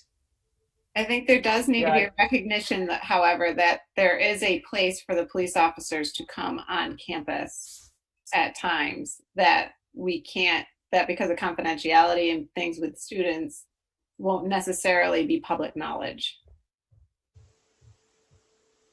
That was actually just what I was about to raise, because as you mentioned, Libby, the person, the SRO already isn't currently stationed in any of the buildings because we don't have the space. And so for me, the question would be, under what circumstances does an officer come onto one of the campuses campuses. And I imagine that's a place where I don't know if you're looking for specific direction or if we are collectively saying, well, we'll let the MPD figure out when they need to be there and when they don't. But that's my main question, because the stationing of they don't have an office anywhere but the police station right now. That's where that person is. But questions about the the playground or the hallways, or even reporting to the adjacent streets for traffic things. I don't know if we're being clear enough here about what people can and cannot do. Just seems like, I know it sounds really granular, but like, because of the way that this is baked in and embedded, we've just been taking for granted as a kind of community for a long time that the police come and go wherever they determine that they need to. And if we're going to shift that, I don't know if we need to specify as the board when that happens, or if the police are the ones with the legal obligation to decide when they need to show up in person or not. So I just have questions around that. I would not want to take away the school's ability to respond to an emergency. I do not want Libby to feel like she has to read a memorandum of understanding or reference a policy when she feels like she needs to call the police for something as a matter of safety within the schools. So that's not my intent. My intent is, there are 50% of school districts operating currently safely without the presence of an SRO. I have worked as a teacher in a couple of those buildings. You always know that if something escalates to the level of needing a police officer, that you can call them. So I don't see why we would need to get granular or start writing language about when or if Libby or any of the teachers, Susan Koch had testified at one of our last meetings about being on a field trip with her students in Hubbard Park, and that for one reason or another, she ended up needing to call the police to help with something. The SRO was not the police officer to respond to that call, but somebody did respond. And I trust Mrs. Koch's, authority to make the decision of when to make that call and when not to make that call. So I would be really hesitant to get into any detail about, trying as a board to write when and when not, but just that to call this a school resource officer and to be monitoring playgrounds where, the other day, the picture that was shared with us was my daughter's class. That was my daughter's teacher. So I do not personally feel the need for an armed police officer wearing a bulletproof vest to be standing on the playground while my daughter is trying on her second day of school in a global pandemic to play on the playground with her friends. So to me, it's not complicated. It doesn't feel complicated to me. It feels like a simple, you can consult with other districts, U32, our own Bill Dice comes from U32. He could probably speak to what he would do in an emergency when he needed police presence at the school. He could consult with you about, when it's appropriate to call the police. But I think your gut will tell you when it's appropriate to call the police.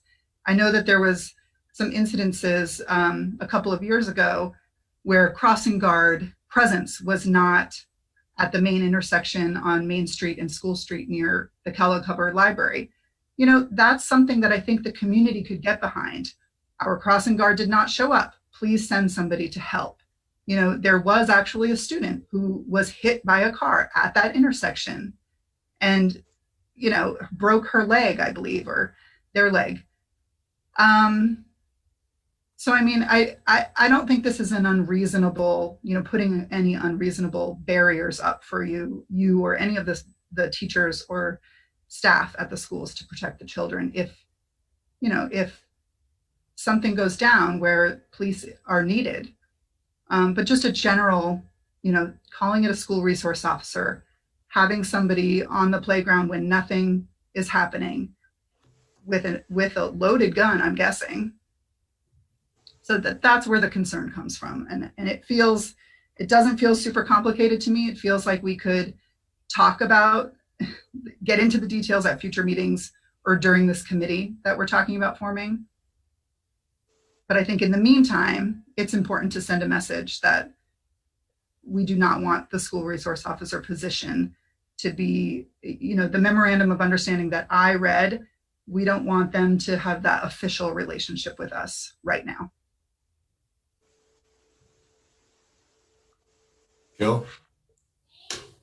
Is it out of order for me to offer like an amended motion or a different motion for us? No, you can make an amended motion. Okay. You just need to hear what we're voting on.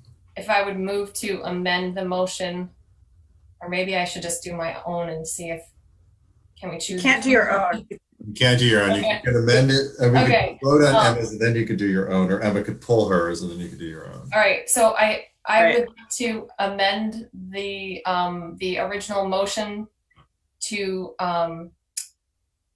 include language that suspends in-person presence of a Montpelier Police Department school resource officer for non-emergency reasons. Yeah, this is not working. Sorry, it's too late. I'm trying to articulate how to suspend in person the school resource officer presence in person for non-emergency reasons while we can build this longer term conversation. Because I remember there was a skunk at Union, like it was like a rabid skunk, and the police came and had to shoot it. I mean, things do happen, and I don't appreciate the veiled threat, whether I'm being overly sensitive or not, that if we don't have a school resource officer, we're not going to have that police presence. I find that a little disingenuous and a little threatening. That makes me want to support the position even less, frankly. But I guess I feel important that realizing I don't think we're going to change the budget. It's in motion. It's plugged into the education and finance process. That's understandable. And it is someone's livelihood. I do think we should have the authority as the board tonight to at least request that we not have a school resource officer physical presence on our campuses for non-emergency reasons. Is there a way we can separate the budget part from the presence part? I'm of the same opinion that I don't want to be careless and say let's stop it because it's somebody's livelihood, and I don't want to make that decision without proper discussion and getting enough information from all sides and sitting down. So, but I don't want to. I'm of the opinion that I don't want to see the police officer on school grounds, and so. Is there a way that we can separate these two things out and say that, as Jill mentioned, that not having the police officer present all time, or for non-emergencies on the school grounds? Would it help so my motion reads, I make a motion to suspend the SRO position. It's not our position to really suspend, though. I think if you rescind it and we say while we're deliberating, something along the lines of what Jill said, where the presence of the SRO should be suspended. I don't know the exact language. Maybe suspended is the wrong word here, but I think what I'm gathering the motion is that we don't want the SRO on campus in non-emergency situations when the community, the board, the police, teachers, the administration are deliberating on the role of police in and around our schools. Is that right? How about if I just add, I make a motion to suspend the non-emergency presence of the SRO until a committee is formed and completes a thorough evidence-based analysis of the intended and unintended impacts of the SRO position has on our community and in our schools. The only question I have with that is, what about large events where there might be a security need but not an emergency? There aren't any large events right now there won't be this year. That's true. We're not in large event time. Okay. And the second part of this conversation is about forming a committee and giving people like a, somewhat of a timeline to expect for that process. And I would hope that that would be expedited. Okay. So Emma, it's do you want to withdraw your previous motion and put forward the one you just stated that with the words non-emergency? Yeah, you worded it a little differently though. And you mentioned presence so that we're not talking about any budgetary issues that people have already voted on. Okay. I want the board to discuss though, and these aren't veiled threats, Jill, whatsoever. They're realities. So does a non-emergency situation involve representing students in truancy situations at court? Because they do that currently. So these are real things that are happening, that because this is the model we've had, not necessarily because it's the model we want, but it's the model we've had. So things like that, exploring sexual abuse cases and being the liaison between the school and the family and the student. That kind of thing happens now. So I just need clarity, because when I'm going to use Nathan Suter because I can see you, sir, right next to Jim Murphy, and I know your name. When Nathan Suter sees a police officer on campus and writes a letter to the board and myself saying, you said that person's not supposed to be there. They're there now, and I can't tell any of you as to why they're there. But it's all I just need direction there. What am I to say to that person? That is an emergency situation with an individual student who Nathan may have saw. So now he knows clearly as to why that person was there and who they were there for, which is a FERPA violation. So I just want direction there, because it's the model that we have currently, and it's the model that we have used, and it's the model that if we don't do that, there is not a substitute right now. So we don't know the system in the courts in the way that the SRO has played that role. So I'm just trying to get clarity. I'm not making veiled threats. I'm just trying to make clarity as to what I can direct my staff to do and not do, because there's serious confidentiality, there's serious student issues, and there's serious family issues that our SRO currently deals with individually by themselves. And they collaborate with us when they need to. So I just want to make it clear what they can and cannot do on our campus, because there are a lot of people here who are hearing the SRO is not to be on campus except in emergency situations. When they see, like this past week, that the SRO was on campus and talking to a student who had run away from a group home, they know what the situation is there. So I just want to be clear on that, what can and cannot happen, and how I am to respond and how the board is to respond when you get emails around why is that SRO there, and I can't respond to it because it's a FERPA violation. So that's what I'm looking for right now. As you continue to discuss whatever motion you're going to discuss, which is very much the board's prerogative, I just want to be clear that it's a complicated issue, and I need direction because it's the model we currently have. This is what I meant by granular. Like this specific thing is what I was saying around the granular nature of needing to decide when people can and can't be there, because there are situations where people will need to be there and situations where Libby can't disclose why.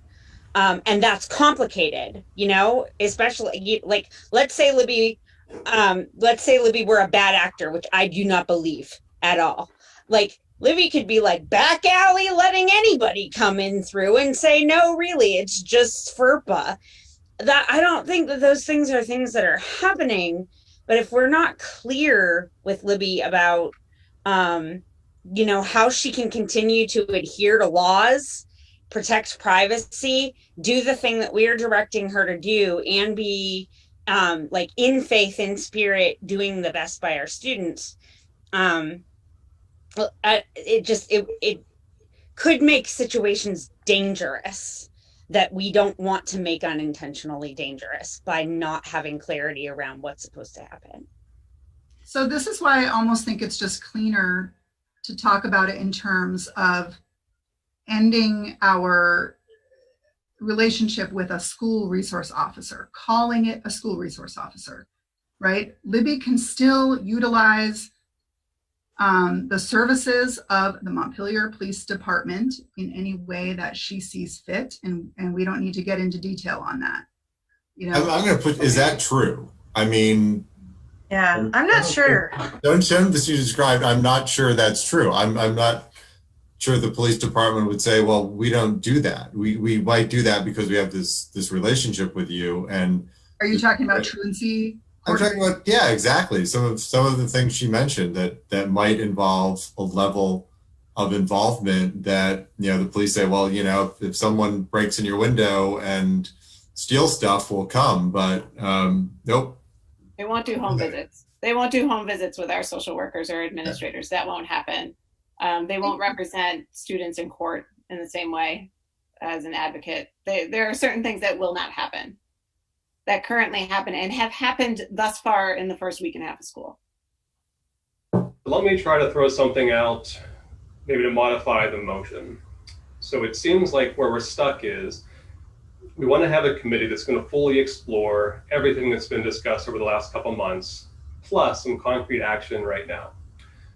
I wonder if we had a motion, again, this is just me kind of talking out loud, thinking, if we had a motion that stated, we move to charge a board committee, administrative committee to explore all of these topics with the anticipation that we will be removing the school resource officer position from the budget, the current budget. I mean, like the goal of the committee itself might be to have the position gone or to have to justify the position.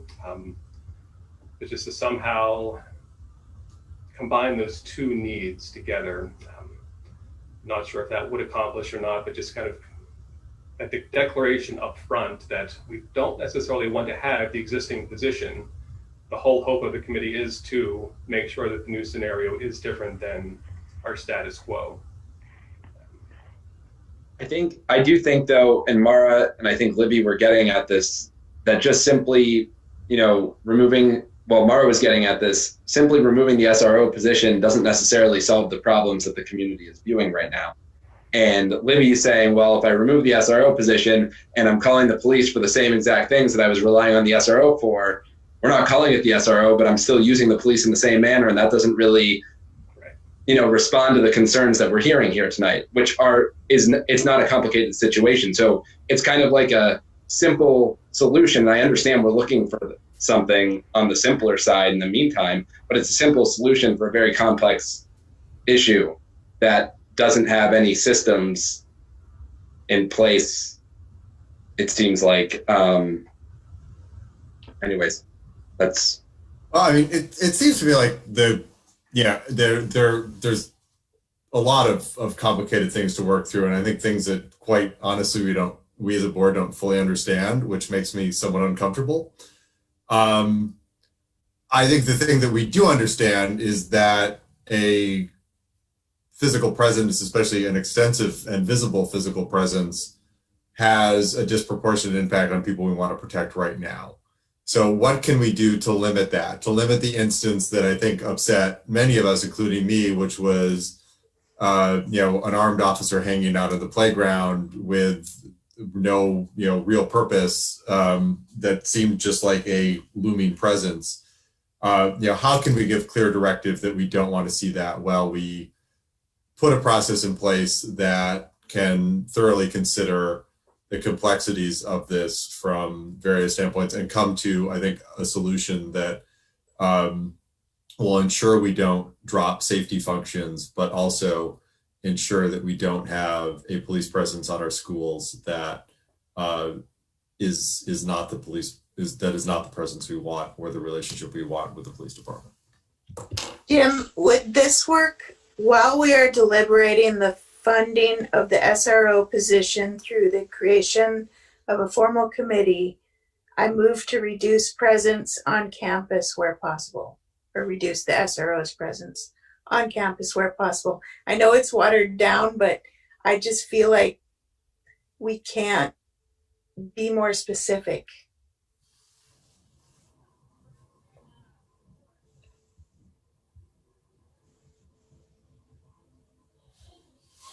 if you want to make the motion, I think we still have Emma's motion out there.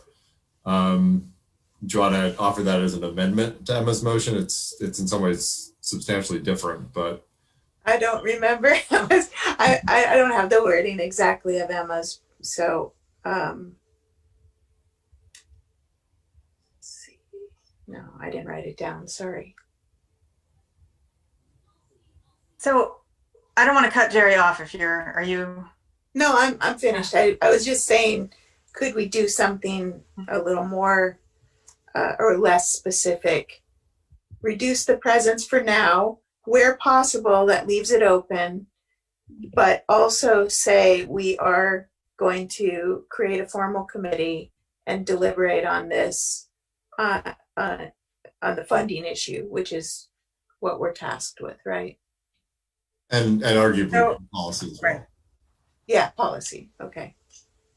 So following Ryan and Jerry's lead, I'll just try some things out and see. I think we're well past Robert's Rules of Order, but I'll try to. I like the idea of combining the two so that, and I liked Ryan's phrasing of, we're putting together a task force with the intent of removing the school resource officer position and finding other ways to,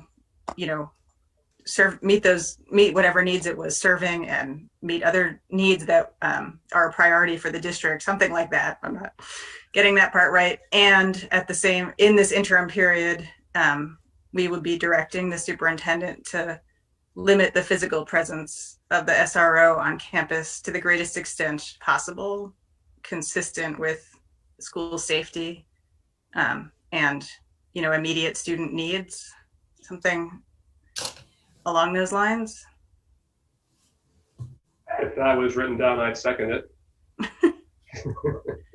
Well, I don't know. I'm, however people want to proceed, if that appeals to people, we could try to wordsmith it better. If it's not where people are, we could go somewhere else.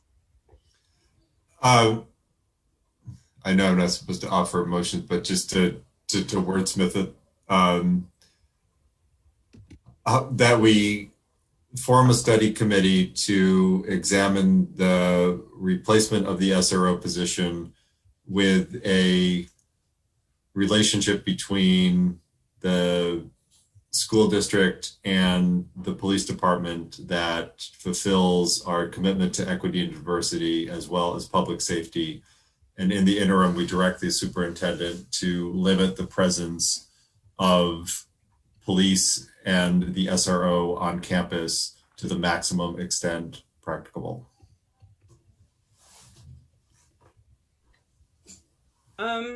I just want to ask Libby if any of the things I feel like we're all trying to get at a pretty similar idea, and I don't know if any of them feel like they're even possible for you to execute. Like, I don't want to give you a directive that is so vague or so confusing that you can't do the thing. Anything's possible, Mara. I can do anything. You're my bosses. You direct me to do whatever. I will say that when the SRO is on campus, you will get emails. Yeah. And we will all know that SRO is now on campus for an emergency situation for a student or a family. And because of our small district, it will be very obvious as probably who that child is. So I just want to make that clear that in those situations, I will not be able to give the board or the public any information about that situation. Are there any ways for them to do that support virtually, or do they have to physically be there to provide those supports? Typically, it's a presence. So take the runaway situation. We had a runaway situation this week that the police were called, not by us, by somebody else. And the kid and another kid were on our campus, another kid who doesn't go to our schools, were on our campus, and the SRO was the one who came to talk with the students and got the kid to where they need to be. That's a physical presence that needs to happen. Yeah. So there are issues. I mean, it's usually a presence that it's not me calling saying, hey, how do I run my safety drills? You know, like that's not why we usually call them. I will say that I've been working at school districts where we've had kids run off campus and they've had to be retrieved by police officers. So I go back to the sentiment that these are functions that can continue to happen. Yeah, I'm not saying it can't happen. What I'm saying is that that when that happens going forward, the board needs to be aware that that is an emergency situation, most likely, and a private situation, most likely. And you will also most likely get emails or comments from the public around, I thought we said that we didn't want an armed police officer with our kids, and there we go again. So I just want to make sure that we're clear that there are instances where that will happen over there already have been, right? And so so the board has to be clear about how they'll respond to those, and how I will respond to those, that it's not a public information kind of situation. Yep. Can I offer another maybe path forward, which is similar, but it's totally up to Emma. If we reverse the order, we could get some clarity. And so it's totally up to Emma if you were willing to temporarily pull the first motion and we hammered out the committee motion, the task force, however we're going to call it, and agreed on the wording of that and got it in place, and then came back to the immediate action tonight. I'm not in any way suggesting we table it past tonight, but just to try to maybe hammer out that somewhat easier piece and get wording that everyone is comfortable with to take that action, then I am willing to withdraw, but I also was taking notes when you were speaking and Jim was speaking on your edits to my original motion. So I'll try to read. I don't know what the process is. Do I amend my original motion? I think you can unilaterally withdraw it, and we could do another one if we were going to separate them. Yeah. If folks are comfortable putting them together, you could amend your motion to cover both pieces. Because it would be nice, just for the sake of time, like you said, to put them together. And I did take notes. So let me see if this one makes sense or gets to what we need. I move that the board form a study committee to complete a thorough analysis of the intended and unintended impacts that the SRO position has in our community and in our schools. In the interim, we direct the superintendent to limit the physical presence of the school resource officer whenever possible. So my problem with that, Emma, is the SRO is just one position, and I view this as a more systemic issue related to police and justice and school safety. And by just narrowly focusing on the SRO, I'm concerned that we won't address some larger issues. And I do agree that we could expand it to such a degree that it would be amorphous, but I feel like we should look beyond. The SRO can be a component of this. And maybe if everybody feels very dead set on focusing on the SRO, we could have that as the first part of this. But I really think we need to gather public input and use it to define aims, responsibilities, and expectations for school safety, justice, and the role and conduct of police in and around schools. It's not just the SRO. We could get rid of this SRO position and we would still have police interacting in a very similar way that we do with the SRO position. And I don't want that to be the case. So that's my concern with the current wording. Did that concern go to the committee piece? I think it does. Yeah. Okay. Are you getting that, Andrew? What's that? Were you getting at the committee piece? Yes. Yeah. Although it doesn't hurt to throw it into the latter piece as well. Shall I try another read? Yes, please do. Yes. I move that the board form a study committee to complete a thorough analysis of the intended and unintended impacts that the presence of police officers and the SRO position has on our community and in our schools. In the interim, we direct the superintendent to limit the physical presence of the school resource officer and other police officers whenever possible. Wait, so is that a combination? So, but my concern again, I want the study committee not just to explore the SRO. I want the study committee to have a charge that gathers public input and uses it to clearly define our goals and expectations for school safety, justice, and the role and conduct of police in and around schools. I want the study committee to focus on that. Am I missing something? Well, I was just going to say that sometimes we decide to form the committee and then have the committee work on the specific we can do that. task in front of it. And is that possible? Because I totally agree with you. It might be a lot of work to put together that. Yeah. So that makes sense. I'm going to suggest that, Andrew, you amend Emma's motion to include that the study committee focus more broadly on those issues. And then I suggest that we have a couple people noodle on the charge, and that we formalize the charge and the members on October 2nd. So I'll second Emma's motion so that Andrew can amend it. Yeah. Okay, so I'm amending Emma's motion to add that this committee, which is comprised of, that this committee, we won't talk about the composition right now, that's next time, will also gather public input and use it to define aims, responsibilities, and expectations for school safety, justice, and the role and conduct of police in and around schools.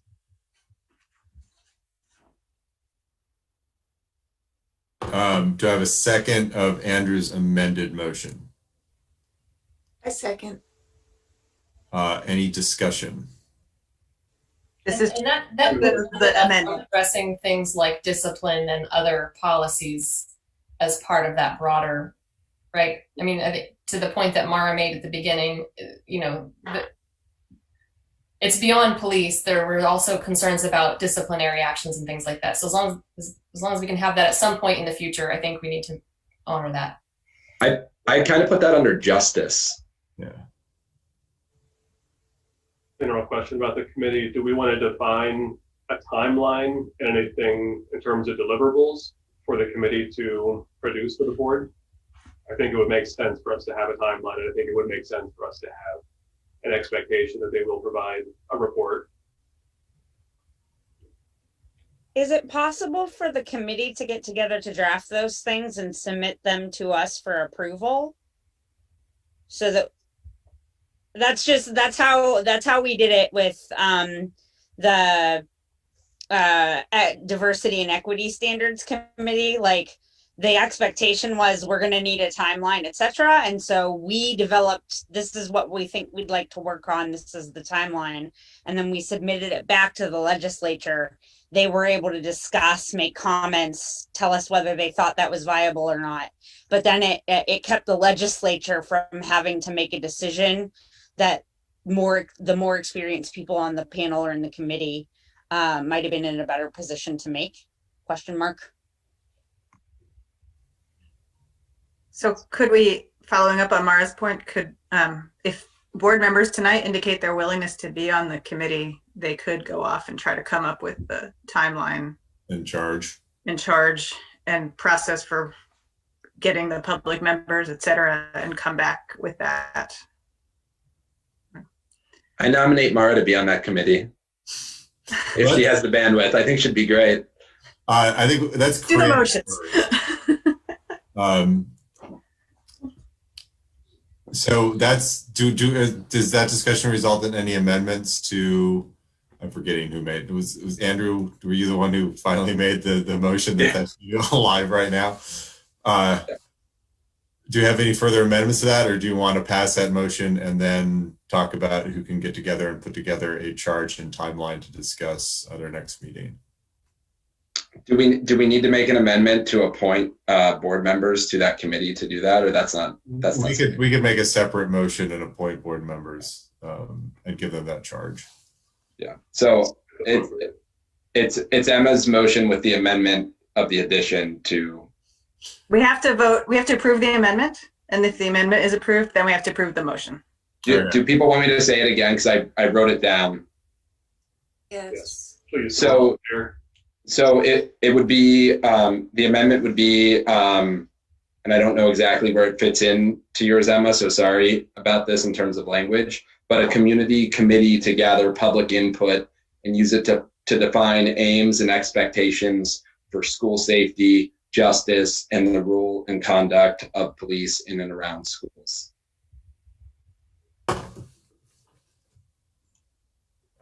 Do you have a second? Well, we had a second. We were just rereading it, right? Yeah, don't we have to vote on the first one and then vote on the?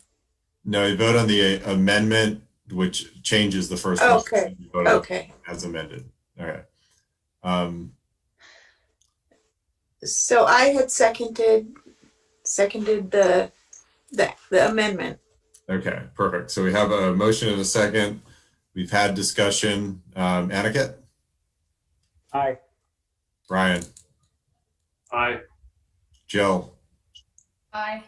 Mara? Aye. Jerry? Aye. Emma? Aye. Bridget? Aye. Andrew? Aye. Excellent. Motion passes. Do you want to make a motion to appoint? No, we have to vote on the motion. Oh, that's right. Thank you. Do I have well, let's vote on the original motion. Any discussion on the original motion as amended? My question is, does someone somewhere have the official wording? I imagine it has to go in. Should be stated again so we're all clear what's going on. Yeah, like what we're voting on, word for word. Well, it's a combination of Emma and Andrews. Anna, do you have it written down? If she does, I vote we give her a raise. Andrew, do you want to email me your language? I'll put it into mine and then read it again. You're muted. Yeah, you're muted.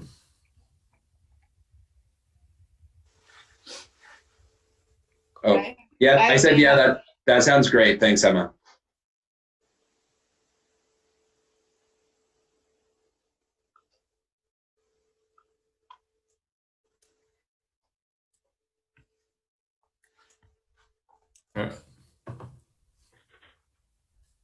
I think I do have the original motion that Emma had stated prior to the amendment that Andrew introduced. I'd like to hear that. I just sent it to Emma, who had the first part that she just read. So did you get it, Emma? Yes, give me just a minute to do some copying and pasting.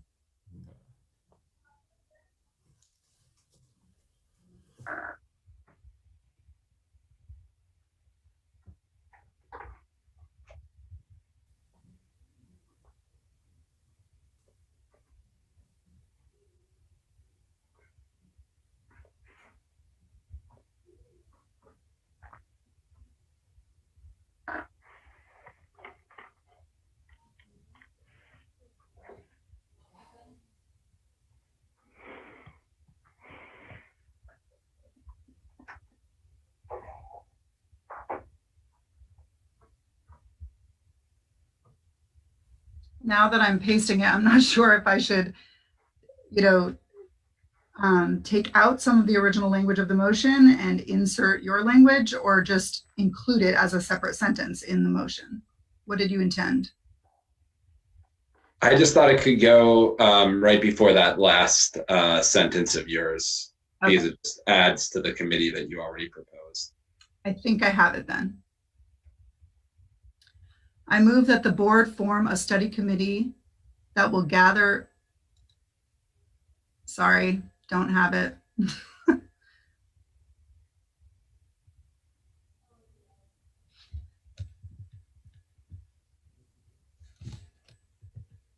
Okay. I move that the board form a study committee to complete a thorough analysis of the intended and unintended impacts that the presence of police officers and the SRO position has in our community and in our schools. This committee will gather public input and use it to define aims and expectations for school safety, justice, and the role and conduct of police in and around schools. In the interim, we direct the superintendent to limit the physical presence of the school resource officer and other police officers whenever possible. Excellent. That is entered in the record. Any discussion before we move to a vote? Yes. Does singular community make sense? Or should the motion read communities plural or district-wide maybe?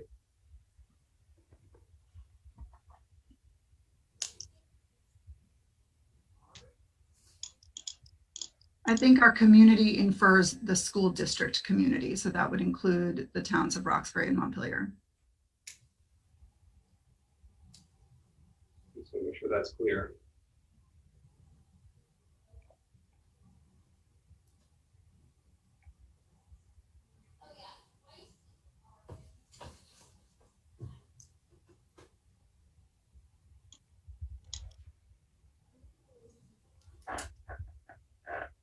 Okay. Are we ready for vote?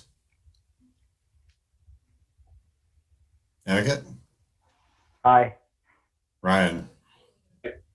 Jill? Aye. Mara? Aye. Jerry? Aye. Emma? Aye. Bridget?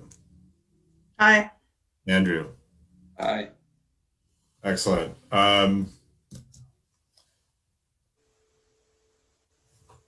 So let's quickly, and I know it's quite late, task 2 board members to be on the committee and come up with a charge for October 2nd. I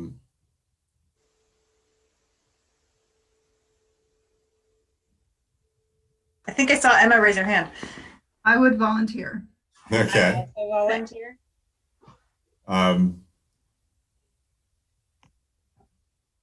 Thank you both.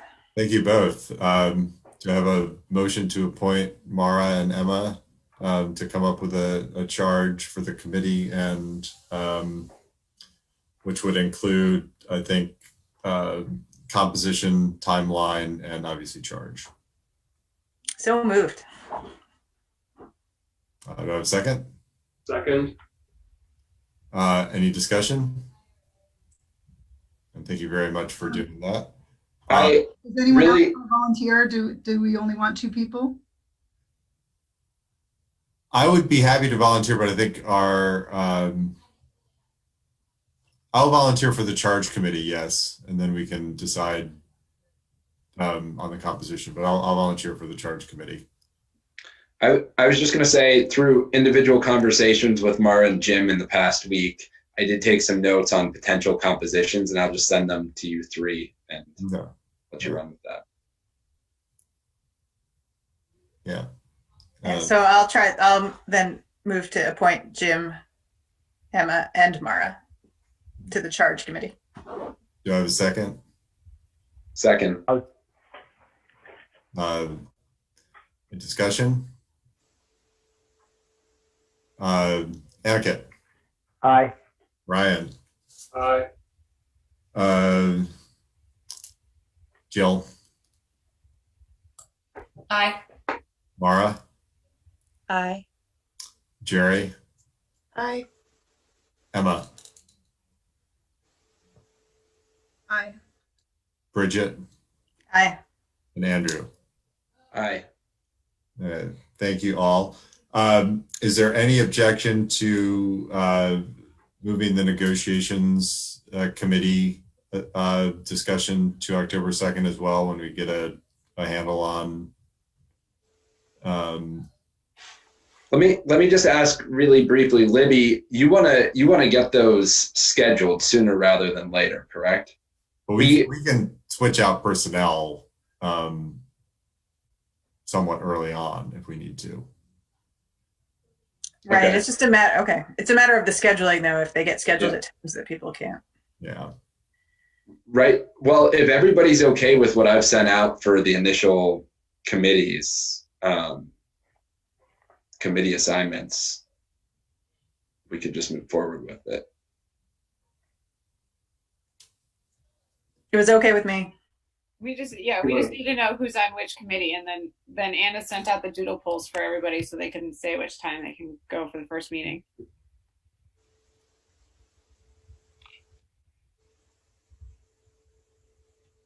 Jim, My only concern is Jim, really, on that committee, because he's got a lot on his plate.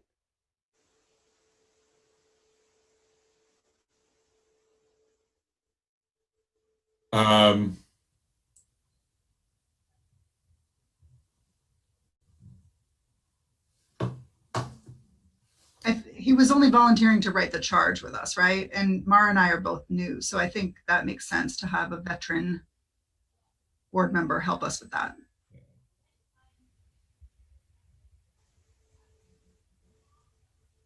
What's the negotiation schedule? If we're talking about ASME and MESA, right? We're talking about AFSCME and MREA right now. MESA's on doc. So MREA it's Jerry, Jill, and me. So then AFSCME is? I think I'm on AFSCME. I responded to Anna's email about the timings. Yeah, Anna Who'd you have, Anna, on AFSCME? AFSCME, we have proposed Anakat, Bridget, and Jim, and then MESA was Anakat, Ryan, and Jim. And MREA were correct, Jill, Jerry, and Andrew. I mean, if someone wants to sub in for me, I'm happy to have them. Otherwise, I think we're probably good.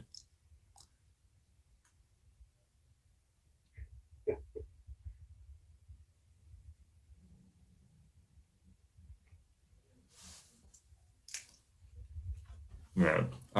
Let's assume we're good because I'm hearing brain death.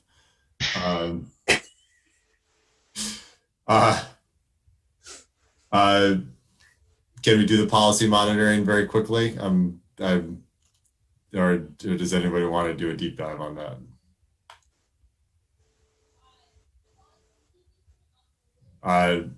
Do I have a motion to approve the Title I comparability and the annual animal? It's not an enema, Jim. No, not the annual dissection, the animal dissection policy. I move we approve the policy monitoring report on the animal dissection policy.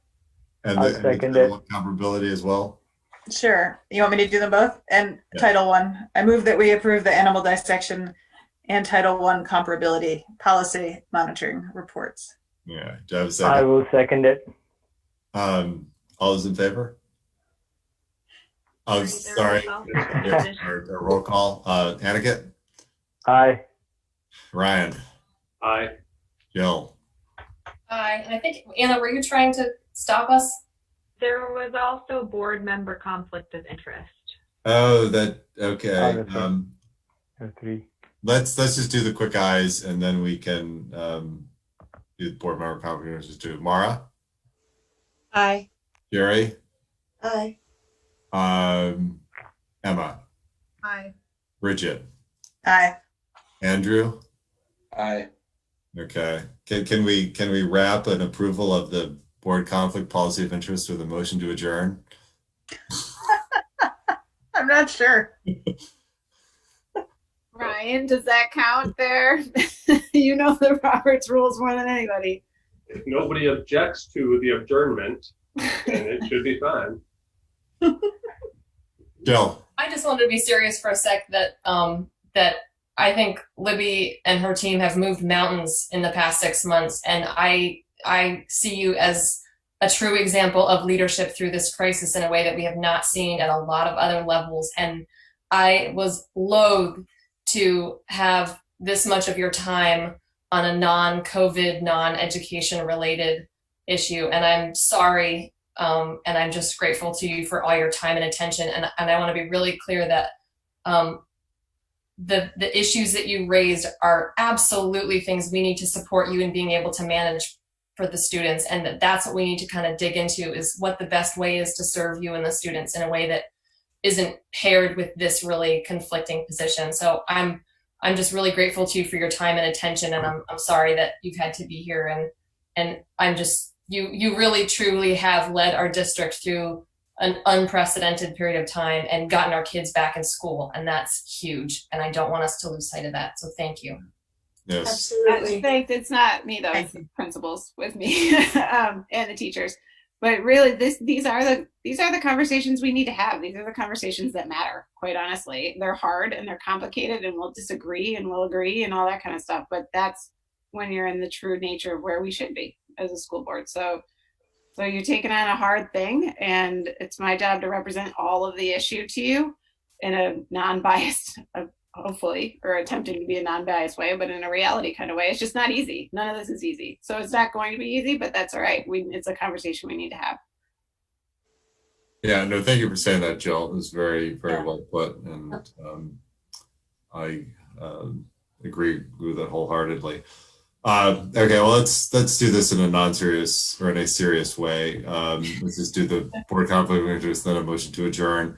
Do you have a motion approving the board conflict of interest policy monitoring report?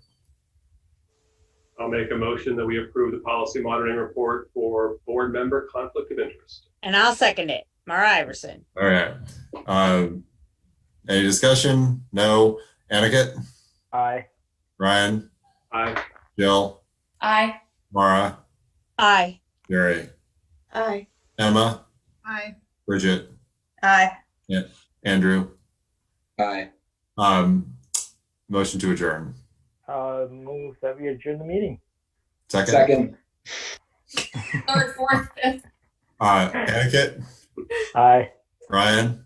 Aye. Jill? Aye. Mara? Aye. Jerry? Aye. Emma? Bridget? Aye. Andrew? Aye. Great, and thanks everyone. We did some great work tonight. This is a tough issue, and I appreciate everyone's, including and especially the community's attention to it. But thank you very much, and we'll see each other in a couple weeks. Thank you, everyone.